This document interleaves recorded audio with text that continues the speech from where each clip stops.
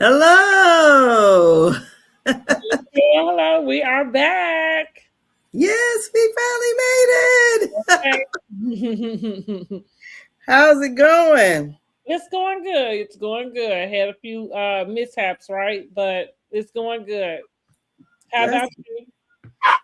it's going. I'm like, it was my husband's birthday yesterday, and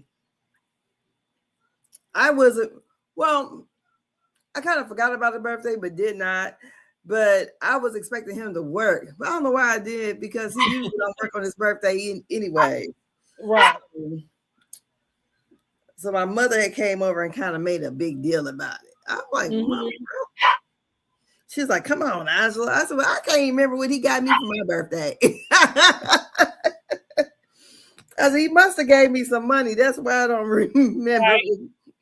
Probably. Yeah, because if you give me money, you know how you just start doing everything with it. I might pay a bill, I might do this or whatever, or give somebody some Mhm. money. So I actually don't like people to give me money for gifts. I prefer, uh-huh. So yeah. So even if I need the money. Now, sometimes it depends on. It kind of depends, maybe, but yeah, like as a rule of thumb, just get a gift. yes, get a gift so I can remember it. Because other than Mhm. that, I'll be like, I don't remember what you got me. Mhm. Or he'll say, "Oh, well, go get it yourself." Mhm. But then that's what I remember. I bought myself. Right. So look, I ain't bought her nothing. So I don't remember buying nothing, huh? So yeah, I'm about to pull the same game. So yeah, he just turned 56. So Okay. Well, congratulations. girl, yeah, he getting up It's there. always good to have another year around the sun. Exactly. I mean, because we all did like Sunday, we did a birthday breakfast. Mhm. Um, some of his family members and I, because his younger cousin had a book signing at a what was it? At some kind of someplace. Mhm. And because she had published a book. So a lot of his family members came into town for that. So we did that Sunday. And then girl, it is what it is. These grandkids got me strung out. So there we go. I said, look, and then my living room TV went out. Oh, Or my sitting room TV. that's funny you say that because mine is blinking and stuff when I turn it on, and so it take a. And so I was just telling my son, like, Lord, don't tell me I have to get a new TV. Like all of this money I've been coming out of, like, come on. Girl, I'm like, because he already kept saying he wanted an 80-inch. And I'm like, well, you definitely ain't putting that in that former living room now. So um I think it started the last time I really watched Belle Collective, because I still ain't watched the new episode yet. But the last time I watched it, and my TV kind of did something real weird.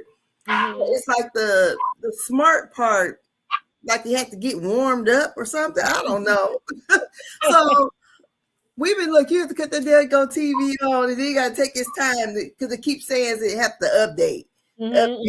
update it. Then it finally does that. Then it gets, but like every app that you have on there, you have to put all the passwords back in. Mhm.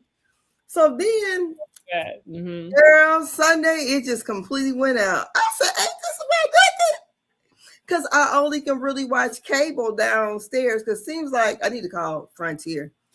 All of my cable boxes are deactivated, and they charge me Mhm. $300 some a month. Oh no. Girl, so only one that really works is the DVR one that's on the one downstairs. Yeah. And Oh no. I'm so it's funny. Talk about Stone Age. I'm surprised you still paying for cable in general. Like it was so funny. I had an issue with my phone. I got a landline too. Lord. So, well, for business, I had to have one. So they Hmm. just finally did it where we could go online and do a lot of stuff, but you had to have a landline in the house.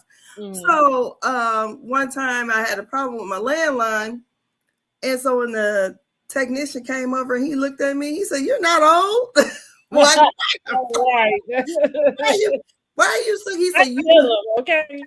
He's like, you one of 3,000 people who still has cable in Fort Wayne. That's I'm why like, when you said cable, I'm thinking, yeah, I'm surprised you still got cable. girl, I got cable. The funny is, I've always been like, I guess, ahead of the curve because I have not had cable in a very, very long time, even before. So I love to tell this story because I just like to go back to Netflix first coming out. But I feel like every streaming service that came out, I probably was on it first. Hey, I got all the streaming platforms. I called myself boycotting Xfinity because I got pissed off about their bills. And girl, I'm talking, this was like 20 years ago. And so we had Netflix, and at the time, like, you know how now we got Peacock and all of the Bravo shows come on Peacock. Well, at the time, you could go online and just watch it there. Like they would upload the episodes online. Because we didn't have a lot of streaming things, you know. Yeah. But that's what I'm saying. Like I figured out a way because I didn't miss a beat with the things that I watched, but I figured out that with like it was a lot of cable channels that I didn't need. Like I narrowed down you know what I mean? Like, yeah, even now I do have most of the platforms, but I probably specifically use of course Netflix. That's without saying. But Peacock, Philo is what I use primarily because Philo gives me a variety of things that I can't find, like the stuff on WeTV, OWN, you know what I mean? TLC. Now you can get that on Max because I got Max, but Max don't update. Like some of the stuff do and some of it don't. So it's a hit or miss. Because you might have to wait till the end of the season. But anyway, yeah, girl, I'm like, I have not had cable in decades. Well, I might have had it some kind of way just because maybe I got something that it came, you know what I mean, with it. But as far as like the internet, but it's and that was when Xfinity started. They got an app or something. Yeah, they got an app. So right, I ain't had no box or that DVR stuff in forever. Well, my whole thing was we had a Fire Stick for years. You know, when they first used to crack them, we had that probably, I don't know, 15, 16 years. But my internet would only it wouldn't go all the way to my sitting room. So when we used to try to watch it, we couldn't. I was like, forget this. So then I ended up watching it upstairs, but girl, it was just, you know, it just had too many things on it. And I was trying to really watch something. I was like, I ain't got time to go through all this shit. So cable, I guess I'm setting my ways because I feel like, and I still got all these other platforms I pay for, but I feel like to build my cable, I got to purchase all these things. I got Philo, I got Netflix, I got Prime, I got BritBox, I got HBO Max, and I have HBO. That's why I got HBO Max. But I noticed that cable, like we're getting less, but they're charging you more. Because I don't have Showtime no more. I don't got Cinemax no more. Not because I didn't want. You can get rid of it. Because guess what? You can get Showtime with Paramount. That's how I like to watch live TV, and I feel like. Well, you know, that's funny you would say live TV because, like, my Peacock, I got the ads, so that's about as live as I need to. Because on my TV upstairs in my room.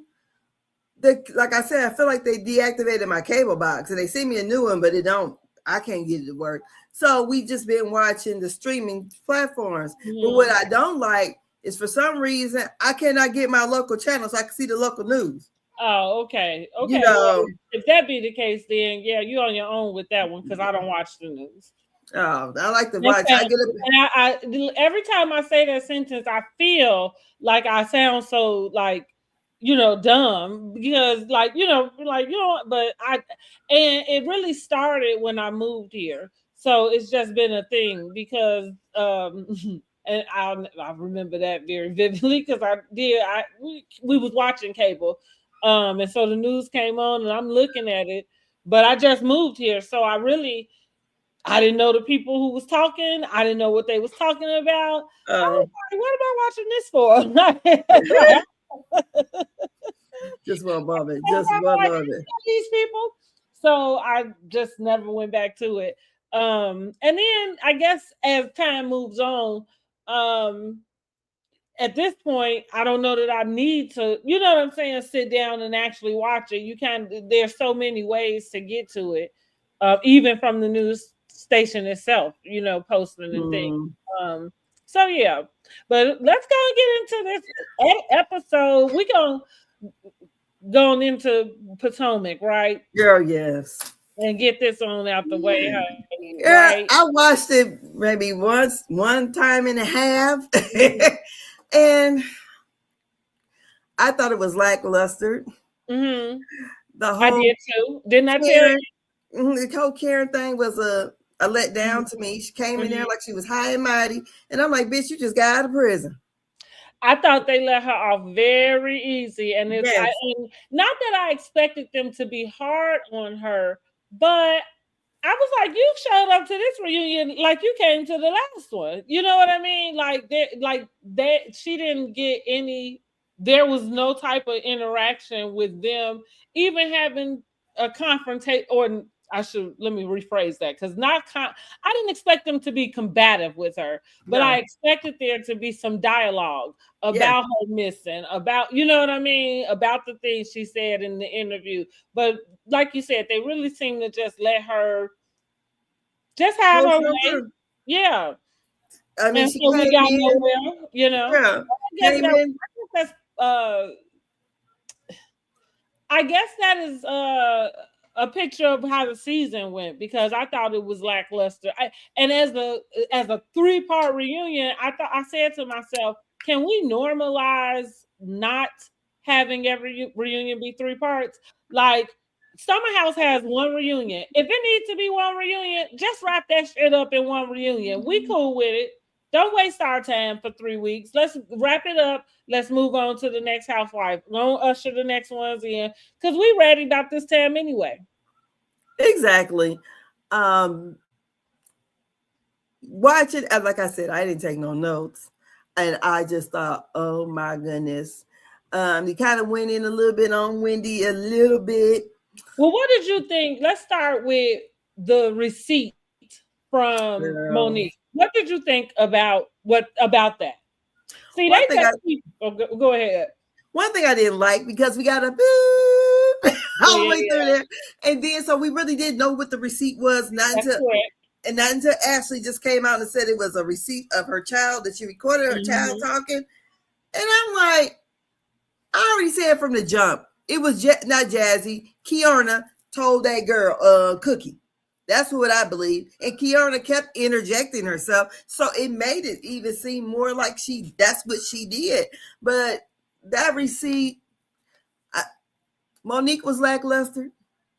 Karen was lackluster. And Giselle didn't have no package. Nope. Mm-hmm. And like I say, I think that's conducive of the season, right? Mhm. It is Giselle, right? Didn't have a package because what did she really, do for the season? I have been on Giselle's side all season. If you go back and watch the other reviews, I've enjoyed Giselle this season. However, we didn't get anything Nothing last week. personal. Yeah, not right. We got nothing from her. Mhm. And like right to find out on the reunion couch, like she candidly says, like, well, I'm dating the congressman too. Well, where was he? Where was, any conversation about it? You know what I mean? Like, why is it that we find out, so casually sitting on this couch? And that is one thing that kind of annoys me while I'm watching these shows, is because I'm understanding of allowing people to have some sort of privacy, fine.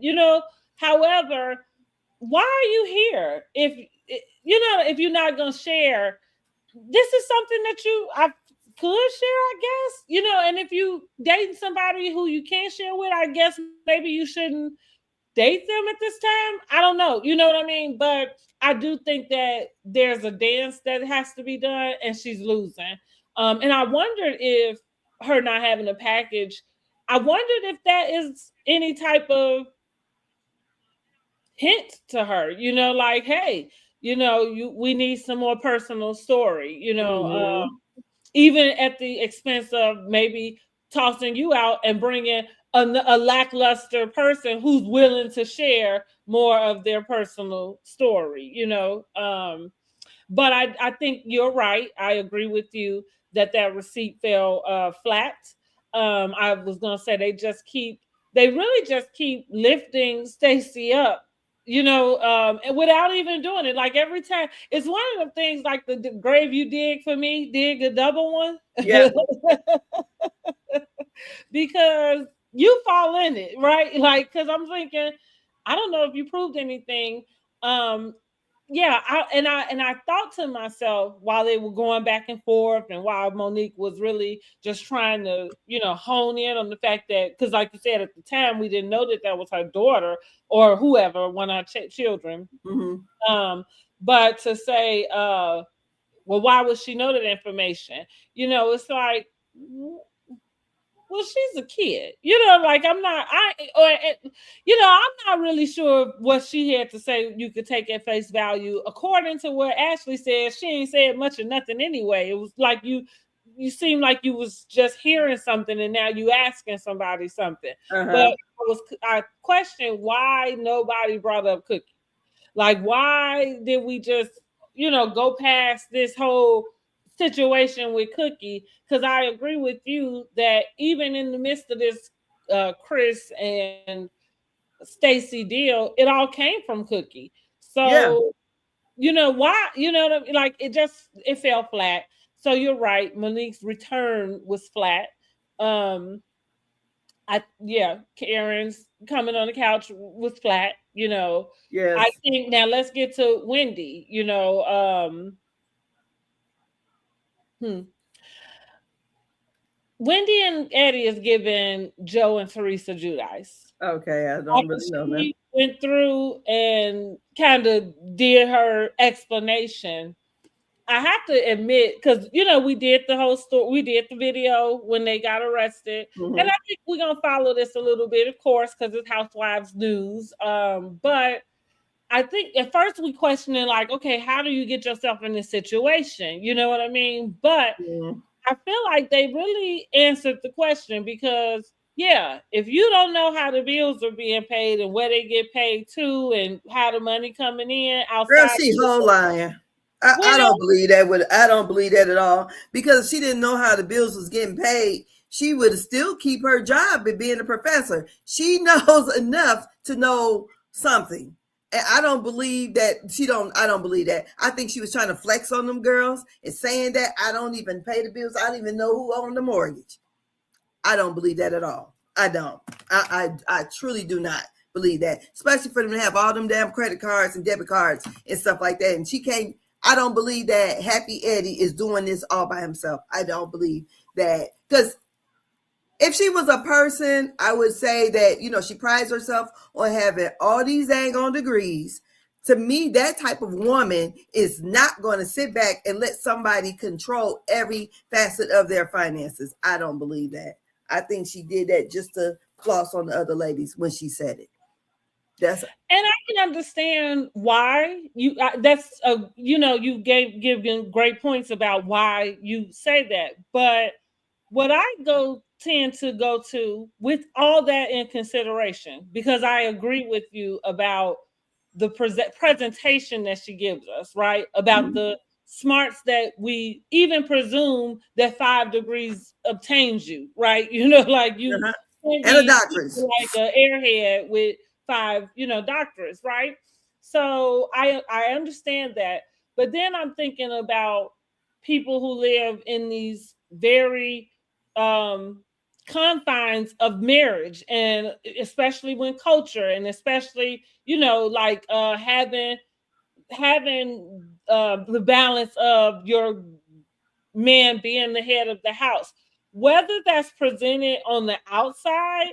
I'm understanding that sometimes something different can be going on the inside. So my point really is that I felt that her explanation like I said, it kind of gave me Teresa and Joe, which would be like, it's possible you could have given this guy, that your husband, because I don't see anything wrong with somebody. Yeah, but to Hold be on, that hold on. driven, You could have I mean, given. what kind of degrees does Teresa Judice have? Was No, she a she professor? doesn't. But Okay. the only reason why I'm comparing those two Mhm. is just because of the situation they both found themselves in the sense of your husband is going kind of creating these things. So even when we get down to the actual charges, I'm thinking like, huh, I could see Eddie kind of telling her, like, I could see her in a sense going along with this, and again, I understand smarts. I think we gotta. I think maybe I'm kind of siding too much with a victim type of thing, but I'm saying like I kind of think it is very adjacent to, even though it's not the same level of abuse, but financial abuse is financial abuse. Like she could find herself in that way if she's given up that type of power to him. Clearly, However, it could be a ploy also, because I think today we know that they have the cases separated, right? Mhm. So so with that being said, because I went back and watched today, because that was my first thought, but like you going, kind of piggybacking, because it could go either way. I don't know this lady, so I can't say if she is or not. But in the court of law, or law, what we say, yeah, in the court of law, it's not what you know, it's what you can prove. True. And so what I'm saying is that that explanation she gives, that could make decent enough sense. You know what I mean? And if maybe they agreed, Eddie take the rap, then he take the rap. Maybe Okay. now looking back on it today, now that we know that those cases have been separated, that makes more sense. Because going back to Joe and Teresa, right? That I don't know. You say you didn't know about their situation, Mhm. but it's a similar type of thing. I think they had like tax issues or something like that. Mhm. And bankruptcy. That's what it was. It was something about they lied about their bankruptcy or something. And so that's how he ended up with 3 years. Teresa ended up with one. But that they separate. So I'm saying, yeah, it's a good defense, because somebody got to be home, and With the kids. I understand that too. about that, you know what I mean? And so that's what I like. I can go along with that, so maybe they took a play out of that, because to your point, when it came to Teresa and Joe, it's very much more likely that Teresa's just signing away, and you know what I mean, and like you said, not having. But I'm going back even with her, because there's other people who in her that are from Jersey that wouldn't be that way, very independent, and always have been married or not. But I do think the Italian, she got that family thing. They lean into it. You get blind, and now you've been taken advantage of by your husband. But the email that he sent to her, Well, yeah, like. Mhm, mhm. so yeah, somebody got to be home with the kids.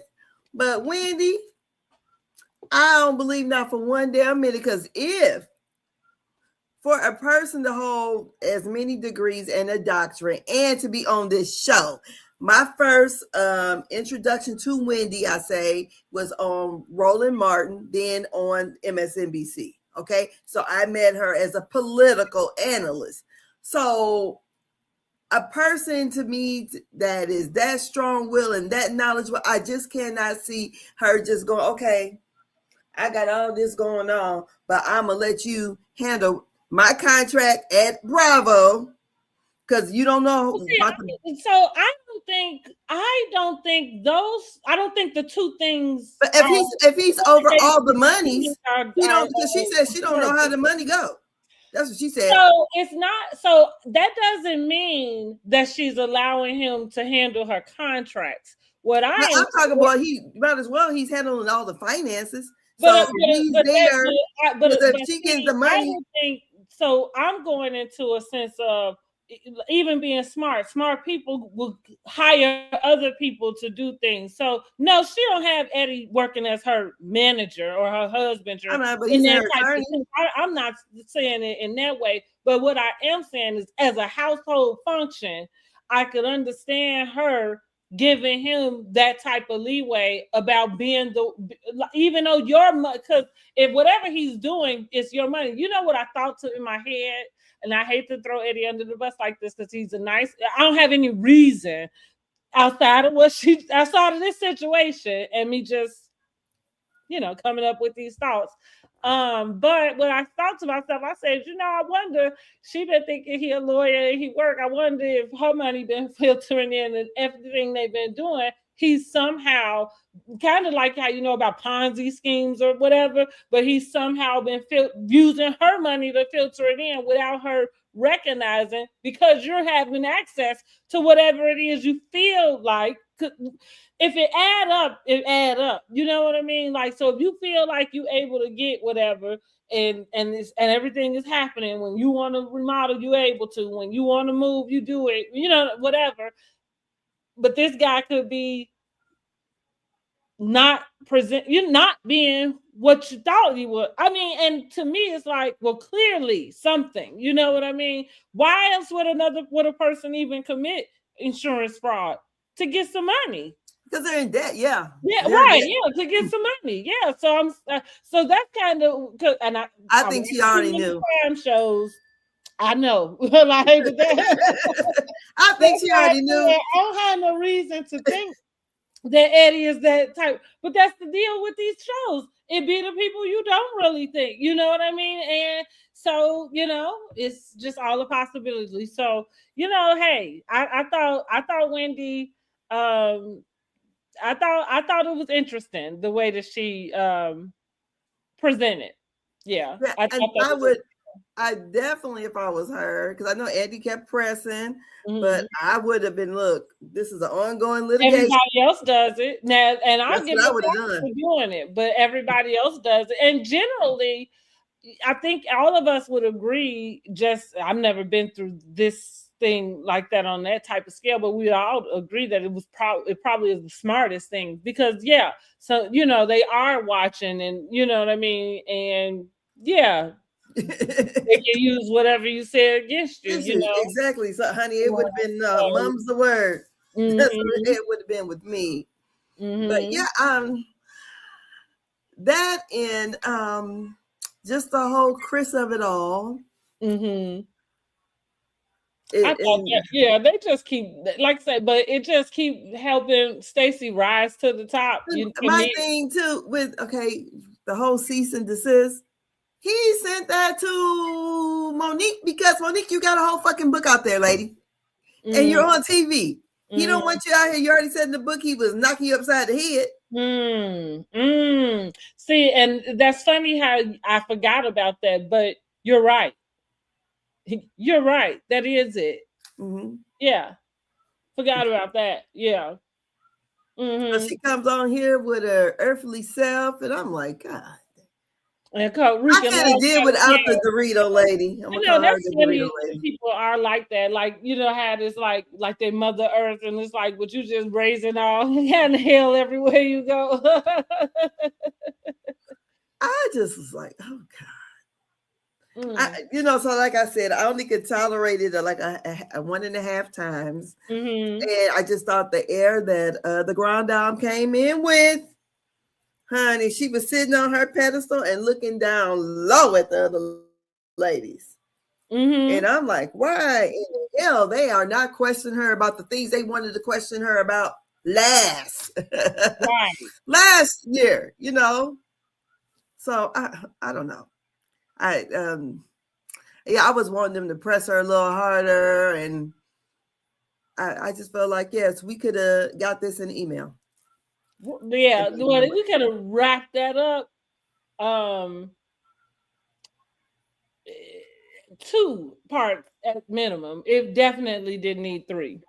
We could have did 1 hour and 45 minutes. Oh, really, 1 hour and 15 minutes, to be honest.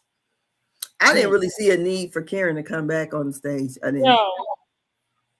No, and this the air that she came in there with, and the excuse that she gave for why she's mad. What do you think about that? The excuse she gave for why she's mad at Wendy. I thought it was reaching, you know, and I just thought it was reaching. Yeah, because Like, how you going through that, and then you can, it just felt reaching. In the midst of that, you sitting up harboring that. You know what I mean? Like, okay, girl. okay, so You just want to have a problem with her. It feels indicative of always wanting to have a problem with her. Yeah, I don't know. And then, but one thing I did notice though, did you see how when Karen sat down and how Basically Stacey kissed the ring? Because Stacey was sitting there and she came in, Karen was like, "Did you lie again?" And all the way she was talking, and then Stacey was, I was like, "What?" Yeah, I dismissed that because I thought, again, how are you coming in questioning anybody? Because I would have been like, "Didn't you just get you weren't even here last year? Like, why? And how are you talking about anything that even went down last year? Like, you didn't even come because then you lie with your wig all the way back here, right? Yeah. When you gonna be vindicated? Where's the vindication, honey? You know, I'm glad we did our Housewives Awards. I think we got it right.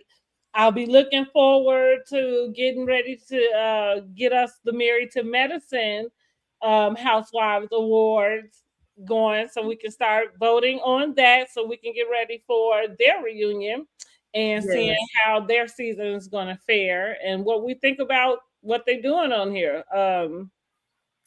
So yeah, I'm done with Real Housewives of Potomac, honey. Good luck. Good luck. Okay, girl. So this episode right here, we got the 5 love languages. Yes, the 5 love languages. Girl, let me put this right here, girl. But Eugene pissed me off through this thing here. I ain't gonna lie. So I got this dedicated to him. Here we go. There's another way, Peter. You don't get involved in the women business. You know there's another way. Peter need to stay out of women business, honey. Turn into old shit. Okay. So Eugene needs to stay out of women business. Okay. He's turning into an old chick.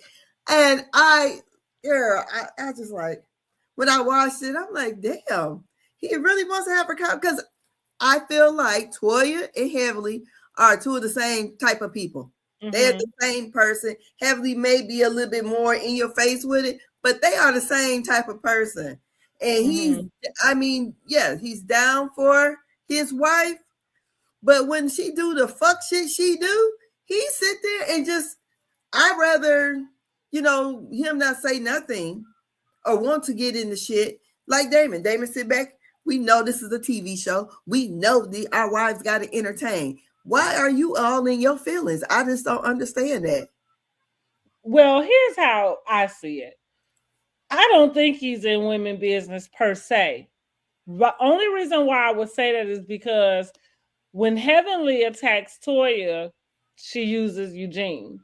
And I think that Eugene, I feel like without him having the right words, basically that's what he's trying to get Damon to say. Like, that's why he wants Damon to maybe say something or get involved, because if it's them 2 going back and forth and they just going back and forth and it ain't she didn't use Eugene on this trip.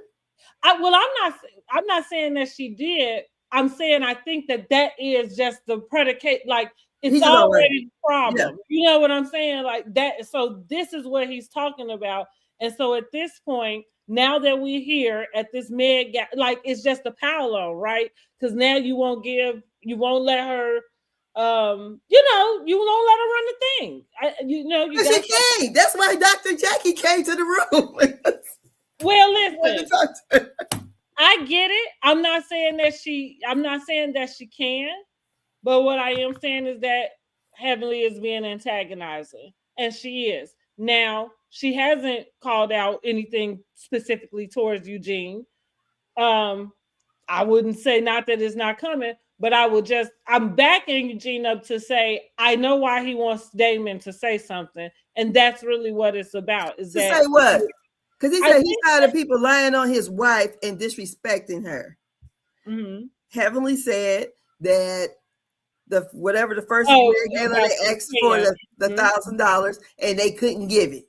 Mm-hmm. He said they gave the wine, which basically she was like an Avon sales lady or whatever. Mm-hmm. So you gave what you already had. Mm-hmm. Didn't do anything extra. But now you want everybody to come give which their is money. Why I said that. And see, that's why, well, again, like you said, maybe it's a show. Maybe nobody wants to settle it so quickly. You know what I mean? Like in that way, I guess.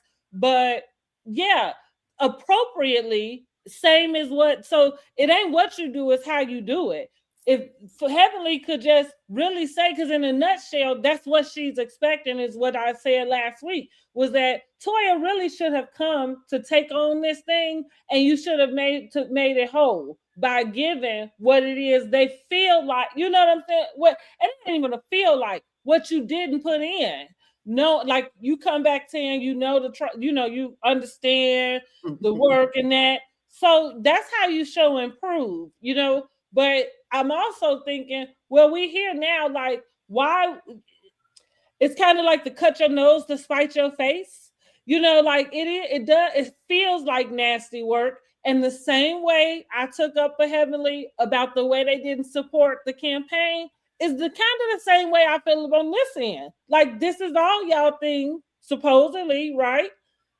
You didn't put her at the forefront as a joke or whatever, but now we here, so y'all just gonna, let the shit go. And who's gonna take anything serious after that? You know what I mean? Like, for real. Well, that's what Dr. Damon said. Shit, it's in a couple days. Is you gonna give the money or what? No, it's so bad. Got Curtis over there asking for money from the men. He said, I ain't giving shit. He's like, they ain't told my wife nothing. Mm-hmm. And Brandy said it too. Hell, y'all ain't said nothing. Y'all didn't include me on it. And from what they were saying, I can understand Brandy and the other one, Angel, feeling that way. Yeah, I can understand that from them. But I feel like they should just, and they should have said that to Toya coming in. Like, so here's the deal. It kind of is not even a Heavenly and Toya thing. It really should be a Jackie thing, because if Jackie is the one that put her in charge, like, what was the expectation that Jackie had? You know what I mean? Yeah, to teach her a lesson. This is a hard lesson learned. Well, I mean, right, but at the expense of the entire event, that sounds silly. That sounds immature for 6 women to decide that. That's crazy. All of y'all agree that you would sacrifice this. Well, because they why she came to Dr. Heavenly is because money bags. Mm-hmm. Like Dr. Mimi said, who got the biggest bank over there? She believes is Dr. Heavenly and Dr. Damon. Mm-hmm. Last time, either it was Dr. Heavenly and Dr. Jackie. They both came together and put up $20,000 to secure everything. Mm-hmm. And then whatever they got back at the end of it, they got the money back. I guess the whole thing is probably more than likely the reason why they need the money so bad is because Toya probably ain't gonna put up nothing. That's why I'm going back to, why would anybody be surprised if she didn't put up nothing the first 2 years? So that's why it's like, well, if there is a problem in the group and you got a problem with who at the front and what it is she bringing to the table, then why don't you check back with the person who put her there? Yes, because what Quad said, the people ain't trusting Toya with the money. Yeah, who put her there though? You know what I mean? So that's what Dr. Heavenly said. Don't ever do that again. What did Jackie? What expectation did she actually really have? And how is it that you didn't prepare? Like it. So I can understand Eugene feeling bad about that. Now, like you said, maybe there's a way that you don't go so hard.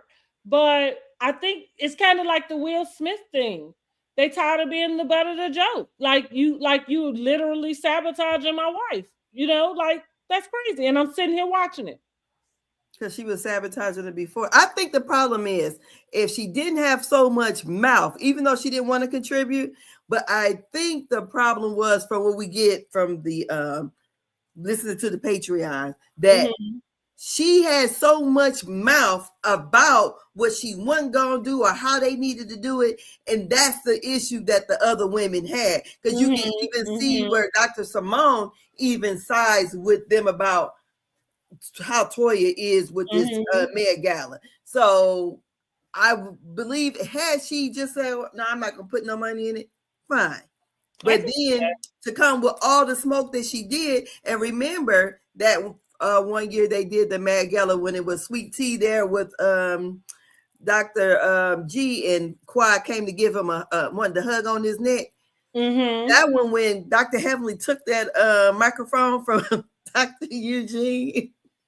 Because they were trying, and then she was like, "Hell no," because she didn't put no money in, but you were trying to take like y'all actually did something when you gave this wine that you already had. So I think that's the pushback they're having with Toya, and that's why.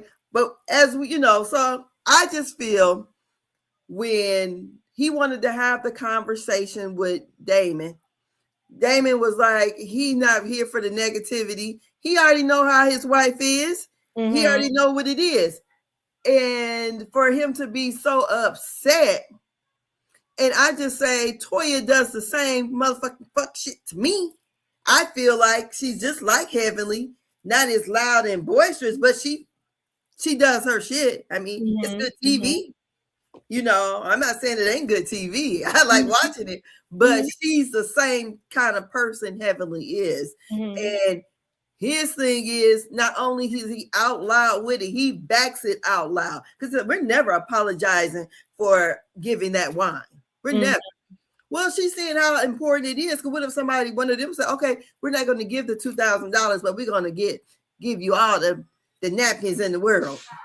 How's that helping? So that's what I'm saying. I see that she understands now because she said whoever has it next, she's going to participate. Yeah, true. But I agree. Like it's a little too late. She should be willing and ready to give it on this one. Yeah. I do agree with Heavenly and anybody else in that sentiment. So we're going to start out with, so we got that all brewing with, Eugene and feeling the way about Dr. Heavenly. So we have Angel on the phone with her friend was Bernard. He's letting her know that he's going to make it to Jamaica. And we also have, we already talked about all that, Eugene and Toya and everything. So then we come up to the couple's dinner. So at the couple's dinner, we got Brandy explaining why her husband, Shamar, hasn't made it there yet. And I thought all that he went through, he only got a chance to be there a couple hours. Poor guy. I thought that was, I don't know. I just thought that was a lot. Well, I think he probably planned to be there a day. They said his flight was delayed. So, and like I said, it had to be around that time where they were having trouble with the air. I don't even know if it was worth a day. Like even the day thing just felt, something about that just felt so forced. I guess clearly it was, in their world, but I didn't necessarily see it as this sweet gesture. I thought it was a waste of time.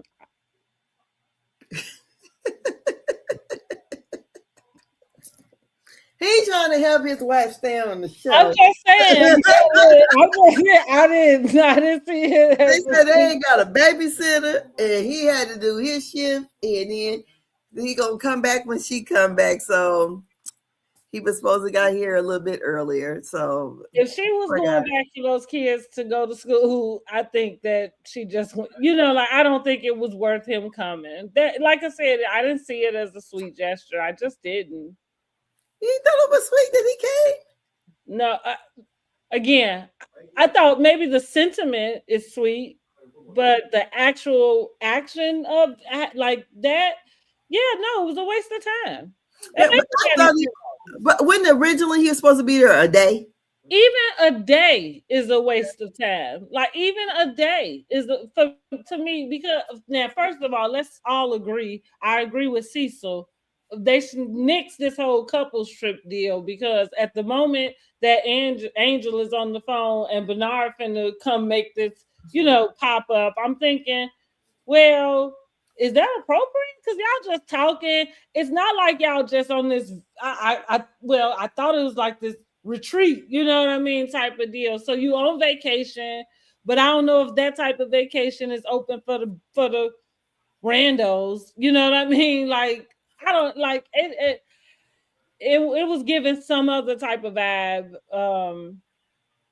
It's not even your boyfriend. Like I don't know. I thought that was just weird. I did, and I didn't know. I don't know. I thought it was weird. And same with Brandy's husband. I thought that was weird. It reminded me. I wonder why contestants felt the need to go so hard at that birthday dinner, because I wonder if Contessa felt like, and I think we might have said that Brandy was trying to one up her in some way. Or if she's trying to, like, sometimes people do a lot to try to prove, I don't know, the love between them.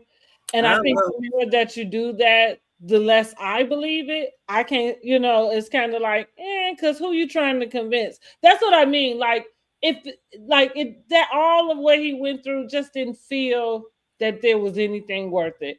Even if you like a quickie when you got there, y'all had to hurry up. No, none of that was worth it. None of that was worth it.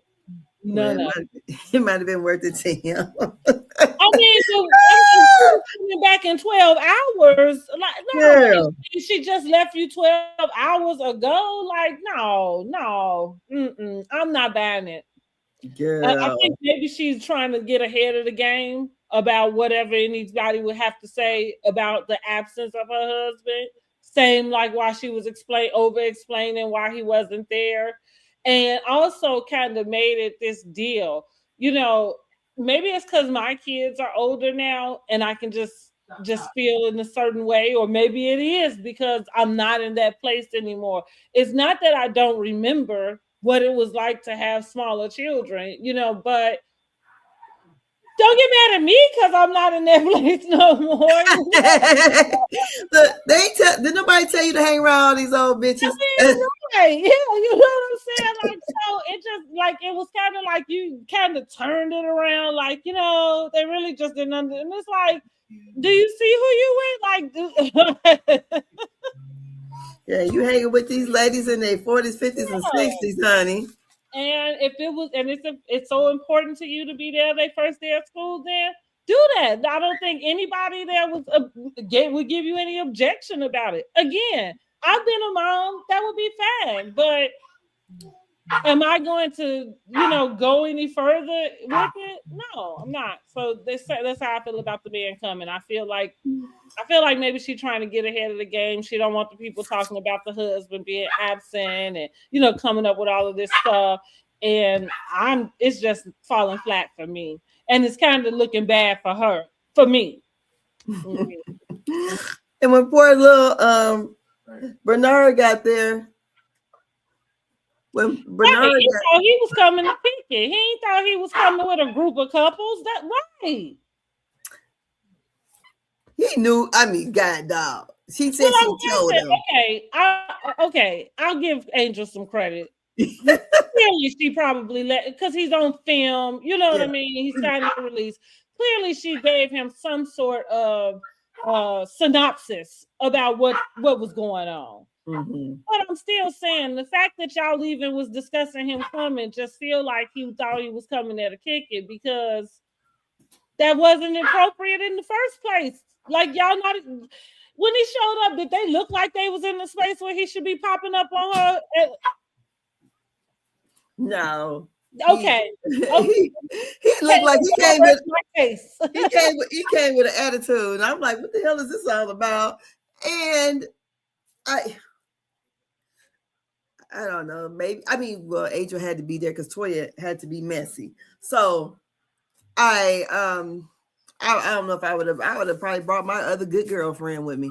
If anything, or you just go ahead and suck it up the way Quad has done, so many times, But that's what I mean. Like it just felt out of place. So I we can't had see him coming in to it because even if he had, didn't understand once he got there, now you, and then that's the other thing. As soon as he got there, you go shoo him off to these strangers. That's what I'm like. You don't even know this man, but now you want these people to get to know him because they thought he was the help. But back to the dinner, we got the so we're at the dinner and Toya decides to do an icebreaker so people can get to know each other. So she's going to do the love languages. She said, hers is acts of service. I'm like, of course. Acts of service, and Eugene's is words of affirmation. They was like, what kind of words of affirmation is Toya giving you? Cecil said he gonna have a hard time with that. Look, put the biscuit in your mouth. Shut up and eat the biscuit. Girl, I'm like, Toya, okay, really. Funny. That's funny. So Cecil, so she goes, so they do go around the table and ask everyone. And Cecil and Simone just like basically fuck the shit. He told me to eat the food, Reminded me my food came. That's what he did for me today. That's my love language. Feeding me is my love language. It really is.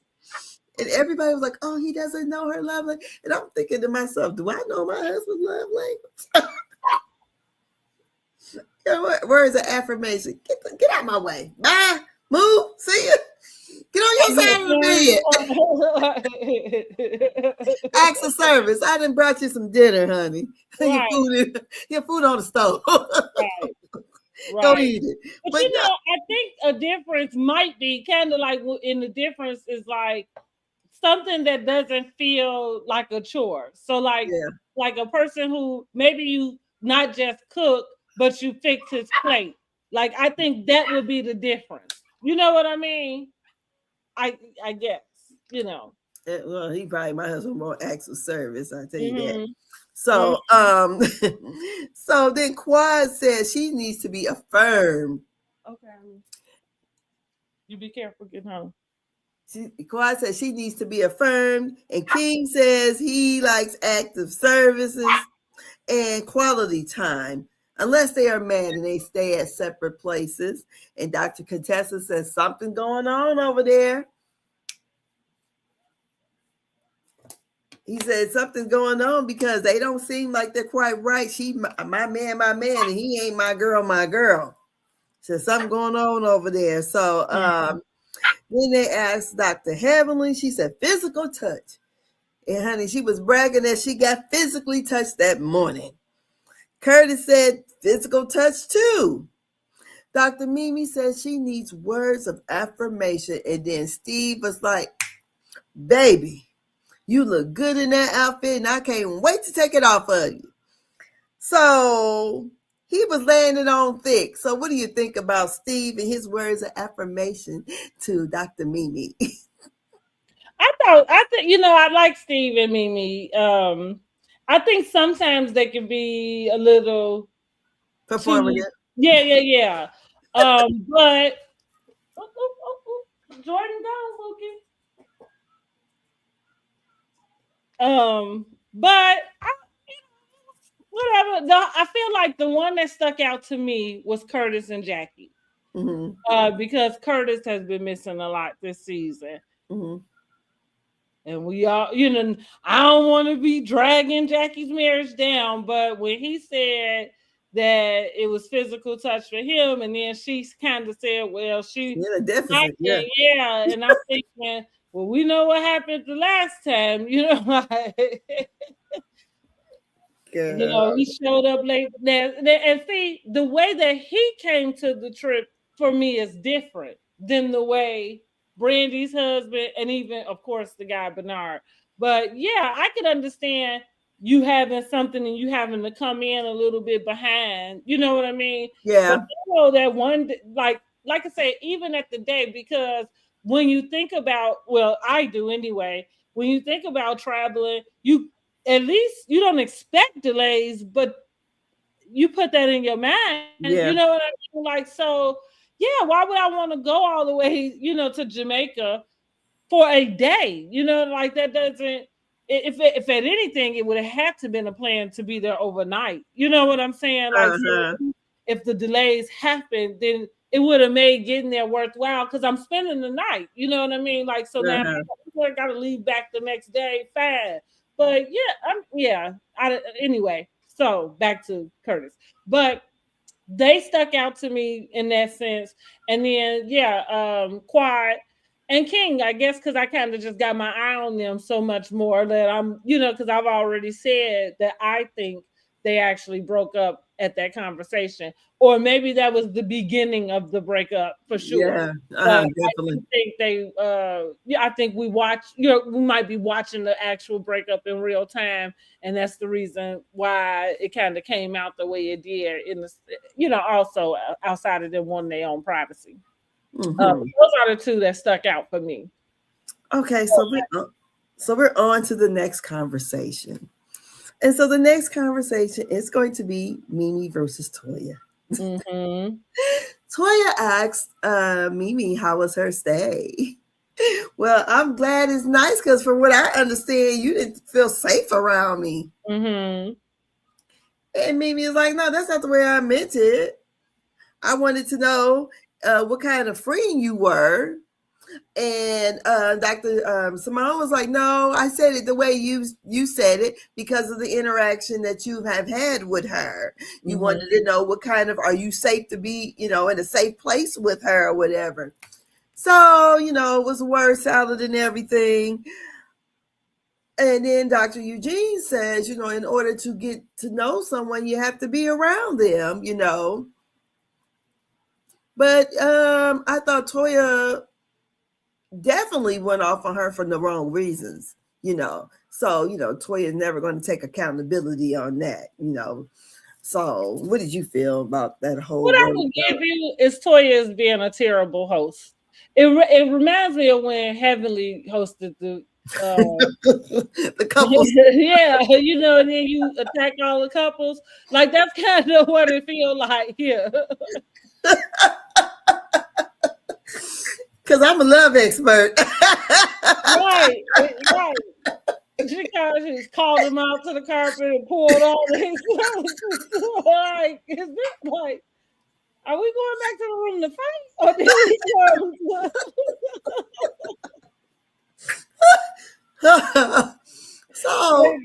but this is what that's given to me with Toya. So again, I can be fair because again, I don't know these people, so I can call everybody out about what they're doing. And I really don't. I think Simone had been my favorite, but I'm saying I really don't have a particular favorite, on Married to Medicine. But so I think Toya's being a horrible host because I didn't think that was appropriate. And even if you wanted to ask and figure out something, I think that was something you could have did away from while it was only women there, or you know what I mean? What in a different setting, not while y'all all trying to break the ice, honey. That's one way to do it. So then we have her being a horrible host again, right? Because that's what I really want to do into with.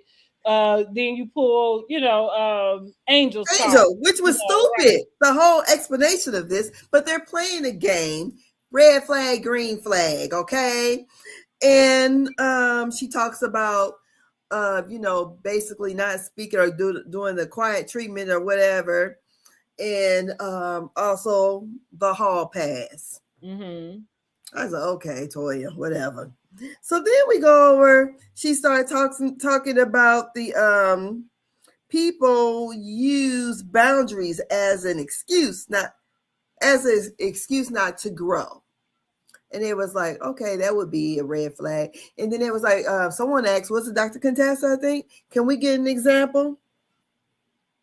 And she uses Angel situation. I didn't understand where that. I'm like, what? Yeah. She said, I don't want to do it. Oh, I can't do it. Do it, Heavenly says. Mm-hmm. And here we go. Mm-hmm. You sat there and thought just because this woman that you may introduce her to someone, that she's supposed to stop her whole dating life, and then tell the man in his face that she told you to introduce her to someone. And Angel makes it, no, bitch. I can get my own man. I was just being nice. She said, but I done been married, I done been engaged before, and I ain't got no problem in that dang on area. And Toya go, you just knew though. No, knew for what? They ain't got nothing to do with it. She said, well, in my 20s, I had girl code, but now I'm a grown ass woman. And just because you want to see this person and still want me to hook you up, no, I'm not with that shit. So I'm like, okay, Toya.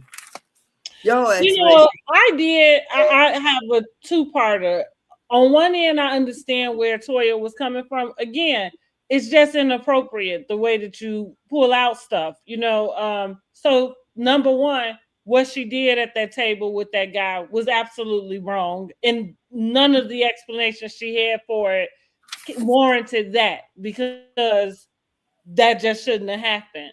But you having a conversation with Angel to say, hey, like, if you ask, like, I can understand if somebody came to me and said that, like, I had a good friend of mine and said, oh, I'll give you an example. I do have, like but the key word, good friend. Well, I'm not I think Angel was not even expecting it. But let's just say, like, my son, my friend's son, right? I think he's a good catch for somebody. Okay. So with that being said, it wouldn't be that I would introduce him to just any old person because they're single, right? There is a way to move when you single, depending on what it is you're trying to get. So if you are someone wanting a relationship and to be married, I think Toya, and maybe it does come with age, but I think I was like this when I was young anyway. But like I kind of say, I date with intention, in the sense of I date like a process of elimination. So there's not necessarily this overlap of me talking to this guy, dating this guy. You know what I'm saying? Like, in this whole, I don't have a rotation of guys.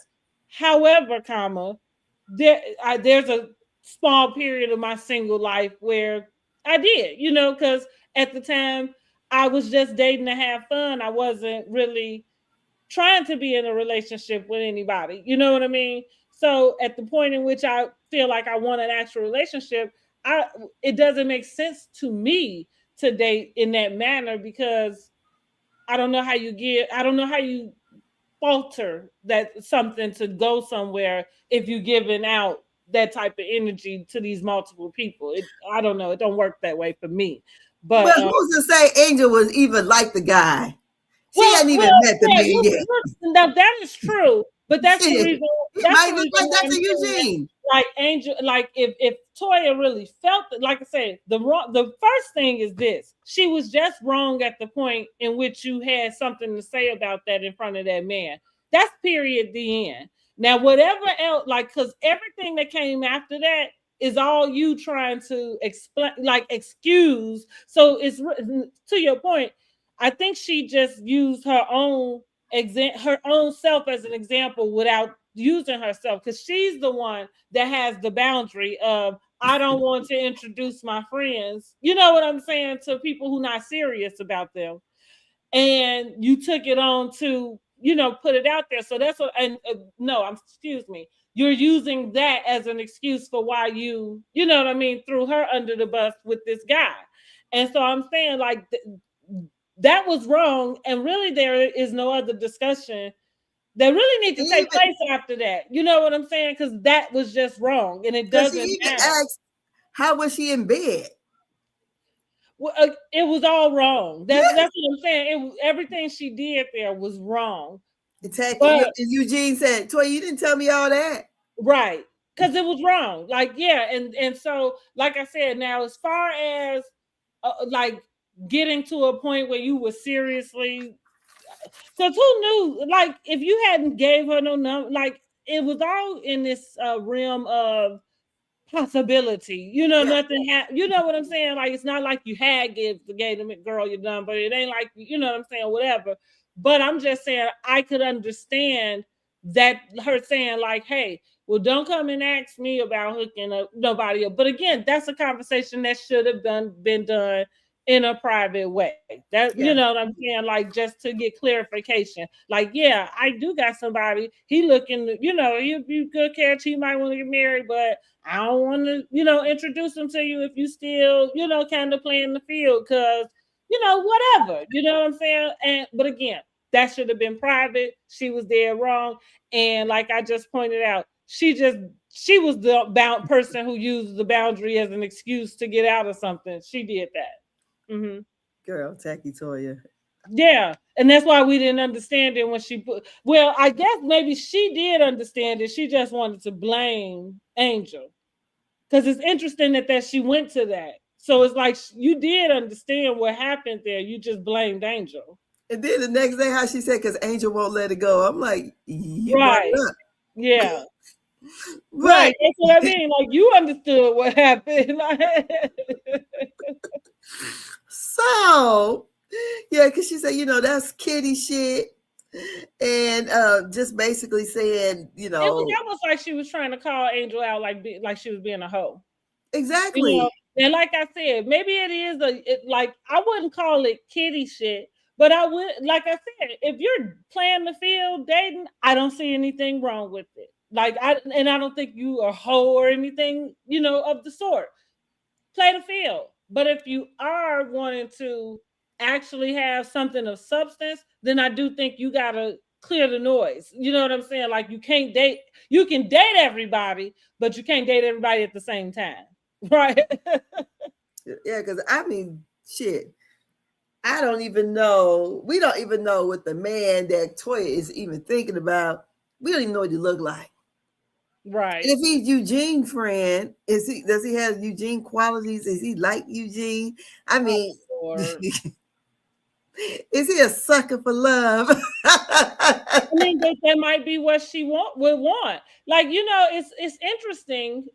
That's interesting. That I don't want a man I can run over now. I don't want that. Well, interesting that you will say that, because I agree. I don't want a man I can run over, but I don't know what it is. Why is it that Eugene would actually present to you as somebody you could run over? Because here's what I mean when I say I don't want a husband I can run over. I don't presume that I would want to run over my husband. So I'm saying I want a guy who could be soft with me. I don't need him.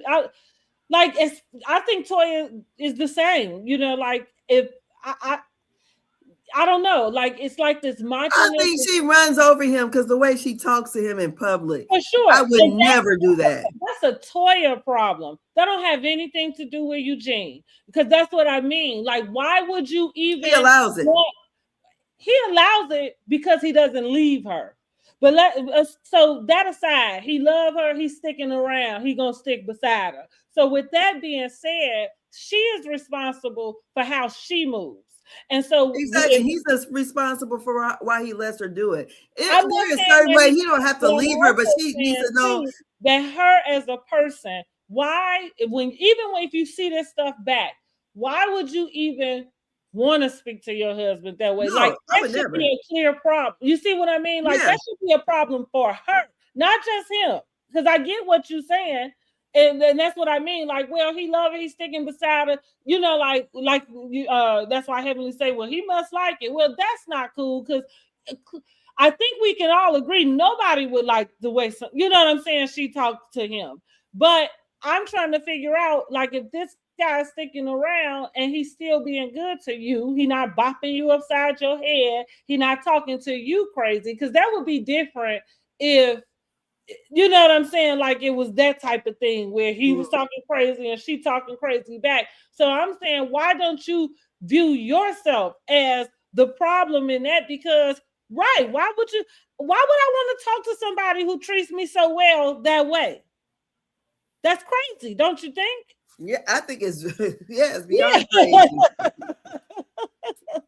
Yes, you got the man over there working day and night, and then you want to tell the Right. man eat a biscuit and all Yeah. that kind of. The only way I'm gonna talk to somebody like that man is sending me through hell. Okay. And not only that, it would be, first of all, I just would never, even if it was, I just would not do that on TV. I wouldn't do it. I don't do public embarrassment. So I want to treat you the way I want you to treat me. So I'm not gonna sit here and disrespect you in any kind of way. I'm not going to give them fodder so they can talk about our situation and or what is or what they think or whatever. I'm not going to give you that. So whatever we saying behind closed doors is closed doors, but I'm not going to, I don't care how the hell I may feel. I might say it in private, shut up and eat a biscuit, but I'm never going to say that and disrespect you in public. I just would not. I especially a man that from all appearances, it seems that he loves her stinking ass draws. Right. You know, so I don't know. And that's my point. That's, like, again, I look at everything twofold, and probably because of some of what I've been through with my relationship in a sense, because I think I put up with a lot that I probably, I should not have. And there is some self-accountability that has to take place with that, right? When somebody not talking to you properly, you know what I'm saying, not treating you right, like you do have to take in an account for why did I stay, put up with that. The other part though is I don't let nobody off the hook for your behavior though, like, because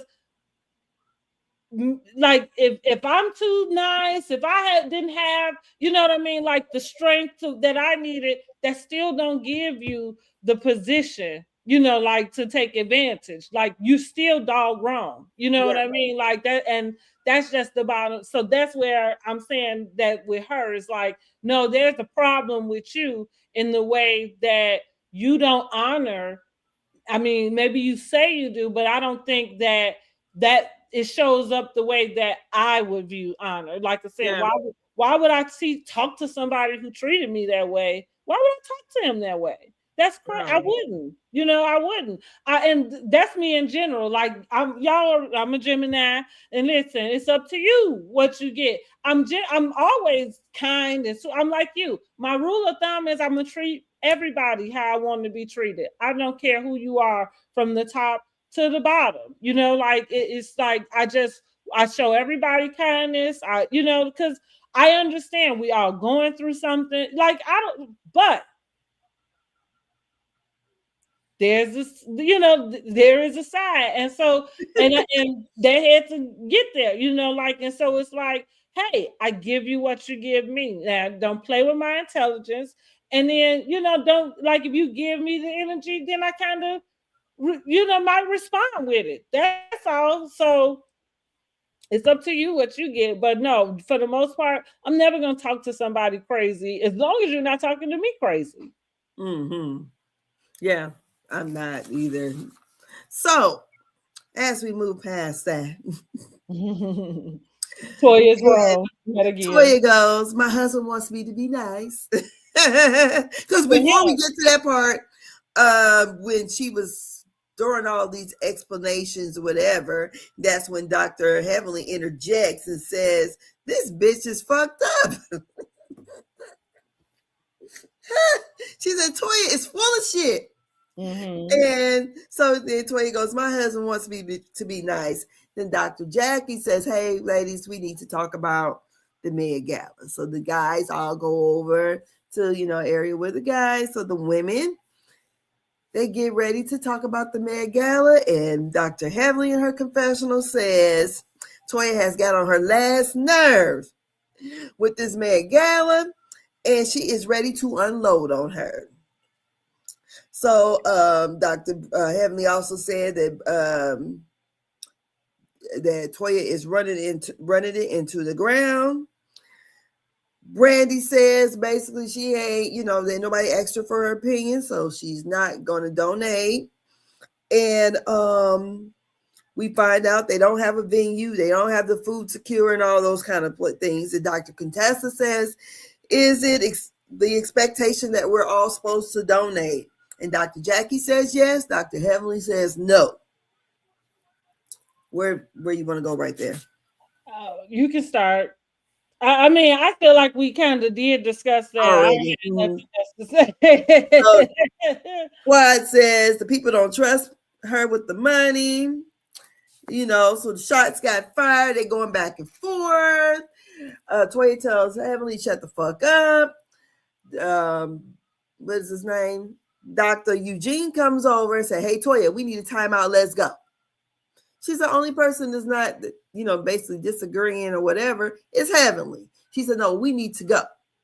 She was like, you know, basically, no, I'm going to stay. So he left, man. So they continue to talk. And, you know, they end up, you know, they talked and then the cat got on the dang on food. Mm-hmm. Toya and Quad fell and they end up with a laughing moment. So I thought, wow, but excuse me. He goes back, but I don't know if it was before or after when he was talking to King and said basically if one of his subordinates or whatever, the doctors that he's over would say bullshit or whatever, he would ask them to leave. And I thought, well, ding, ding, ding, ding. They're not Toya's subordinates. You know, this is a whole different situation. It's not a work situation. Mm-hmm. So they're not going to, Toya's not going to get that. Well, I think what he probably just want to reiterate is, even though they're not her subordinates, and you're right, they obviously are not, but just being professional, trying to put together something, you know, it's kind of like, y'all not getting nowhere, you know. And it's interesting that you, like she said, well, she done got on her nerves with this Met Gala. I feel like outside of this money, is that the only issue? And more than likely, probably so, because you just pay whatever vendors come to do whatever it is you tell them to do. But again, it feels like there's some lack of communication, because what is it did y'all plan? Like, what is it that y'all expected from this lady who didn't pay y'all 2 years prior? Like, this feels like a ploy, you know? And so I'm just not, I don't know. I'm feeling indifferent about it because I don't understand why we're here. You know, it's like the girl didn't participate in the other two. So I'm not understanding how she got to the position that she is.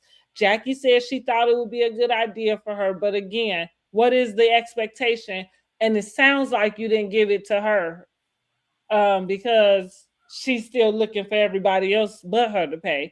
So where did that come from? That it's funny that we talk about this, about Jackie just kind of doing like little sly stuff and kind of getting through. But this is, for me, one of those things, because this is all Jackie's doing. Toya had, if I was giving Toya props for at least taking them and legalizing the thing, and I'm thinking, well, I think that's a decent contribution. Not to say nobody else is smart enough to get it done. The fact that nobody did it would just say that you benefited off of her getting it. That's just that, you know, on that. Because if you could have got it done, I guess you would have. You know, but did she? Well, that's what I'm saying, is that I'm kind of confused about what the problem is. Is it just the money? Is it? I think the problem is that Jackie came back and told Dr. Heavenly all the shit.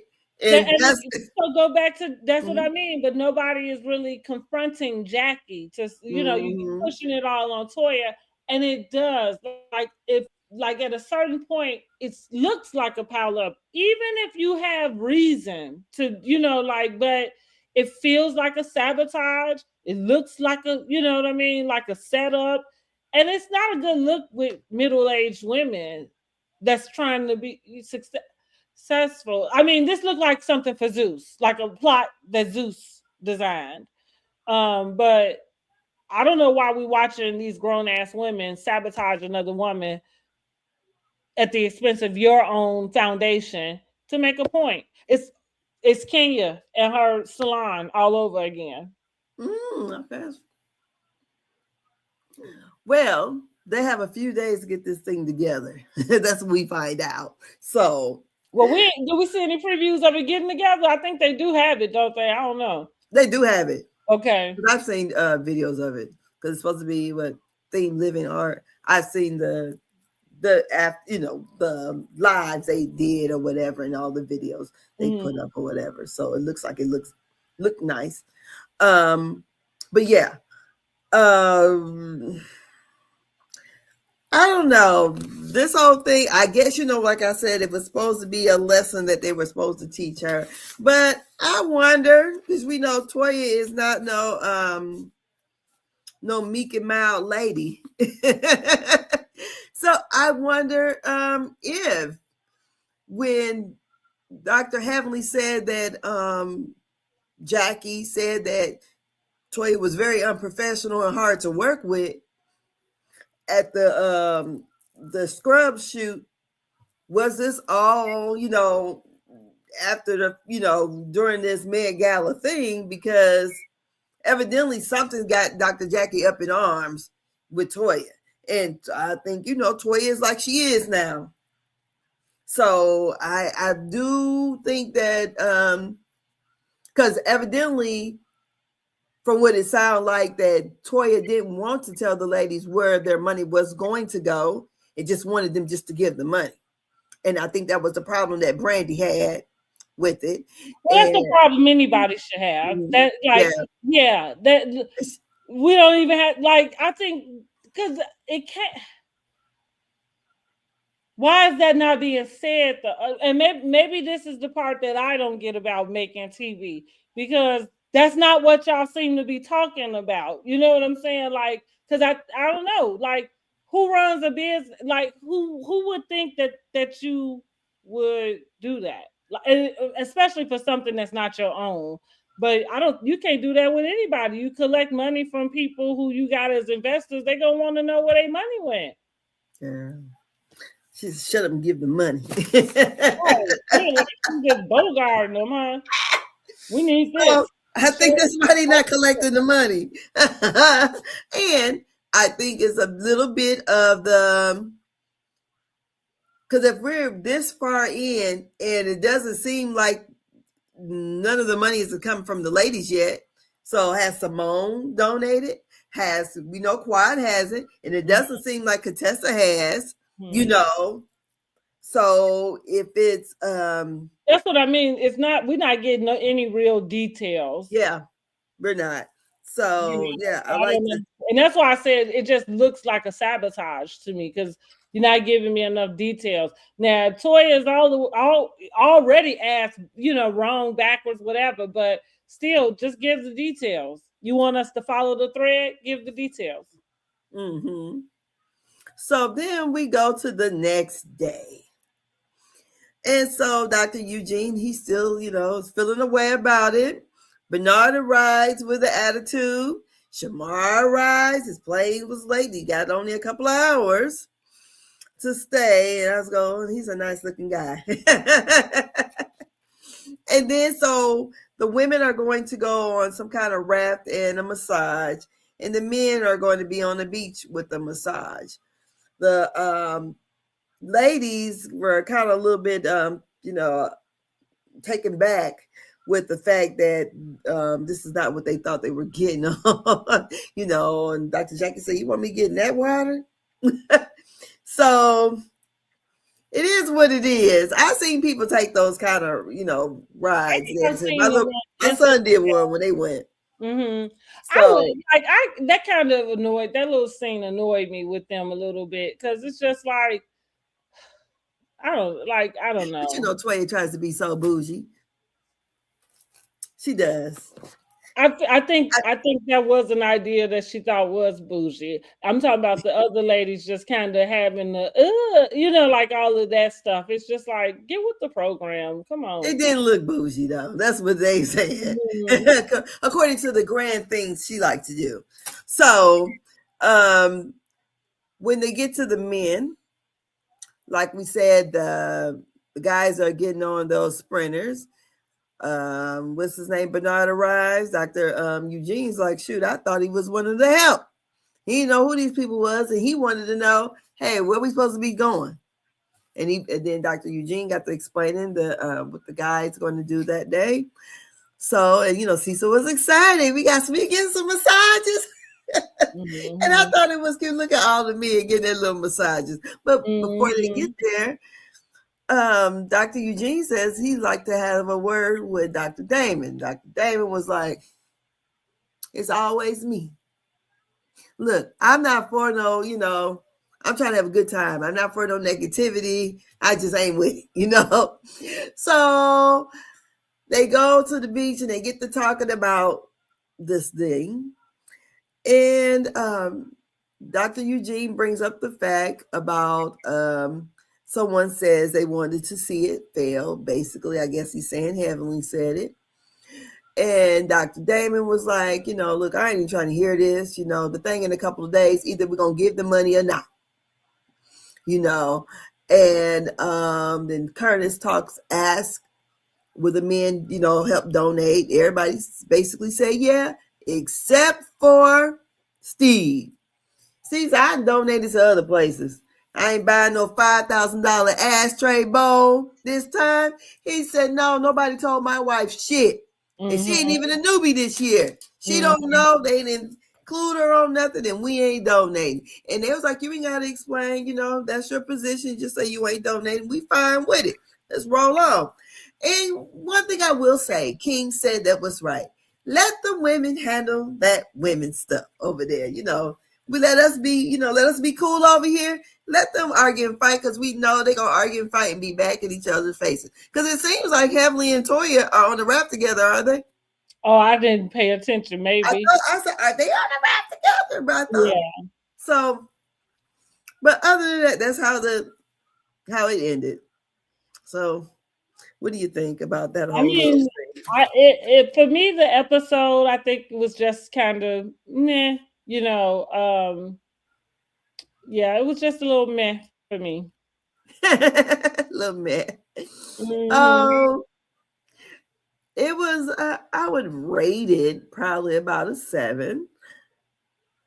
I thought it was more entertaining than the reunion that came on prior to it. So even though it was probably more entertaining because they had a lot more spats, but at the core of it, it's like we're not getting, I don't know what y'all really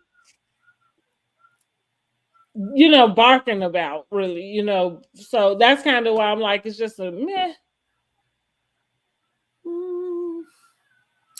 Well, I seem to think that the bark is because Toya is who she is. Yeah. And Toya is, I feel like all the other episodes before we got to this Jamaican trip, Toya has really been going in on Heavenly. And Heavenly just said, fuck it. I'm going to give it to your ass on this trip. That's what it seems like she did. I'm just going to load on her ass when we go to Jamaica. And that's what she did. Really, I thought, Heavenly did a lot on that sprinter. And I don't know. I thought I said, oh, damn. She just threw the whole trying to be demure out the window. Trying to be demure, right? Yeah, she was just trying, or decorum, all of it. She just threw it out. Fuck it. I'm going to just be Heavenly for this whole trip. But I do agree with Dr. Damon. Basically, he had told Heavenly, long as you arguing with the ladies, I'm not getting in it. But once, a man says something to you, then that's a different thing. So I think that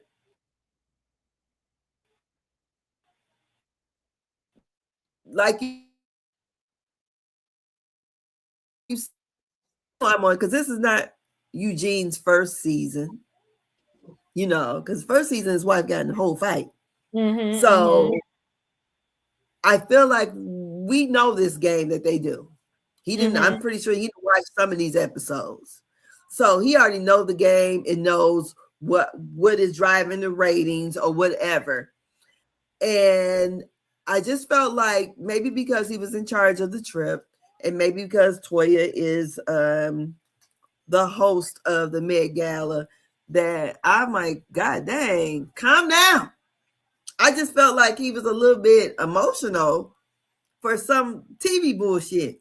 That's the way I took it. Well, that's why I compared him to like Will Smith in the Oscar slap, because I think it might be, like I say, a culmination. Because like you said, maybe it is because it's the cash trip. Like they kind of got this forefront. Not that they've ever been in the background, you know what I mean, per se, but just kind of at the point where you just tired of being the butt of the joke. You know, like every season is they moved. You know what I mean? Like every season there is something that is being picked apart with them. And maybe he just is kind of like getting fed up with it. Well, it all starts with his wife.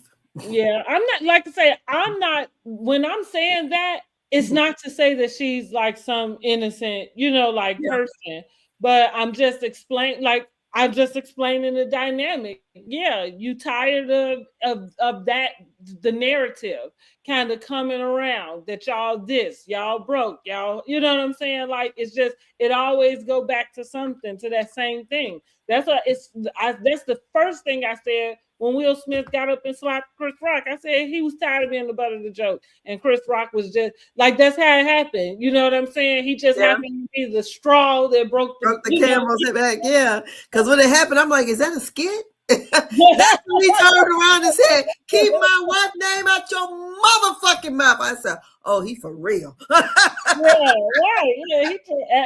And funny thing is, I said that without seeing it. I was driving home from somewhere. My cousin called me in the car. I'm in the car, and that's what she said. Because she said, "You watching the Oscars?" I said, "No, I'm on my way home." You know, woo. She said, "Girl, Will Smith just slapped the shit out of Chris Rock."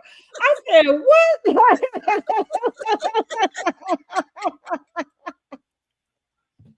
I said the joke wasn't even that bad.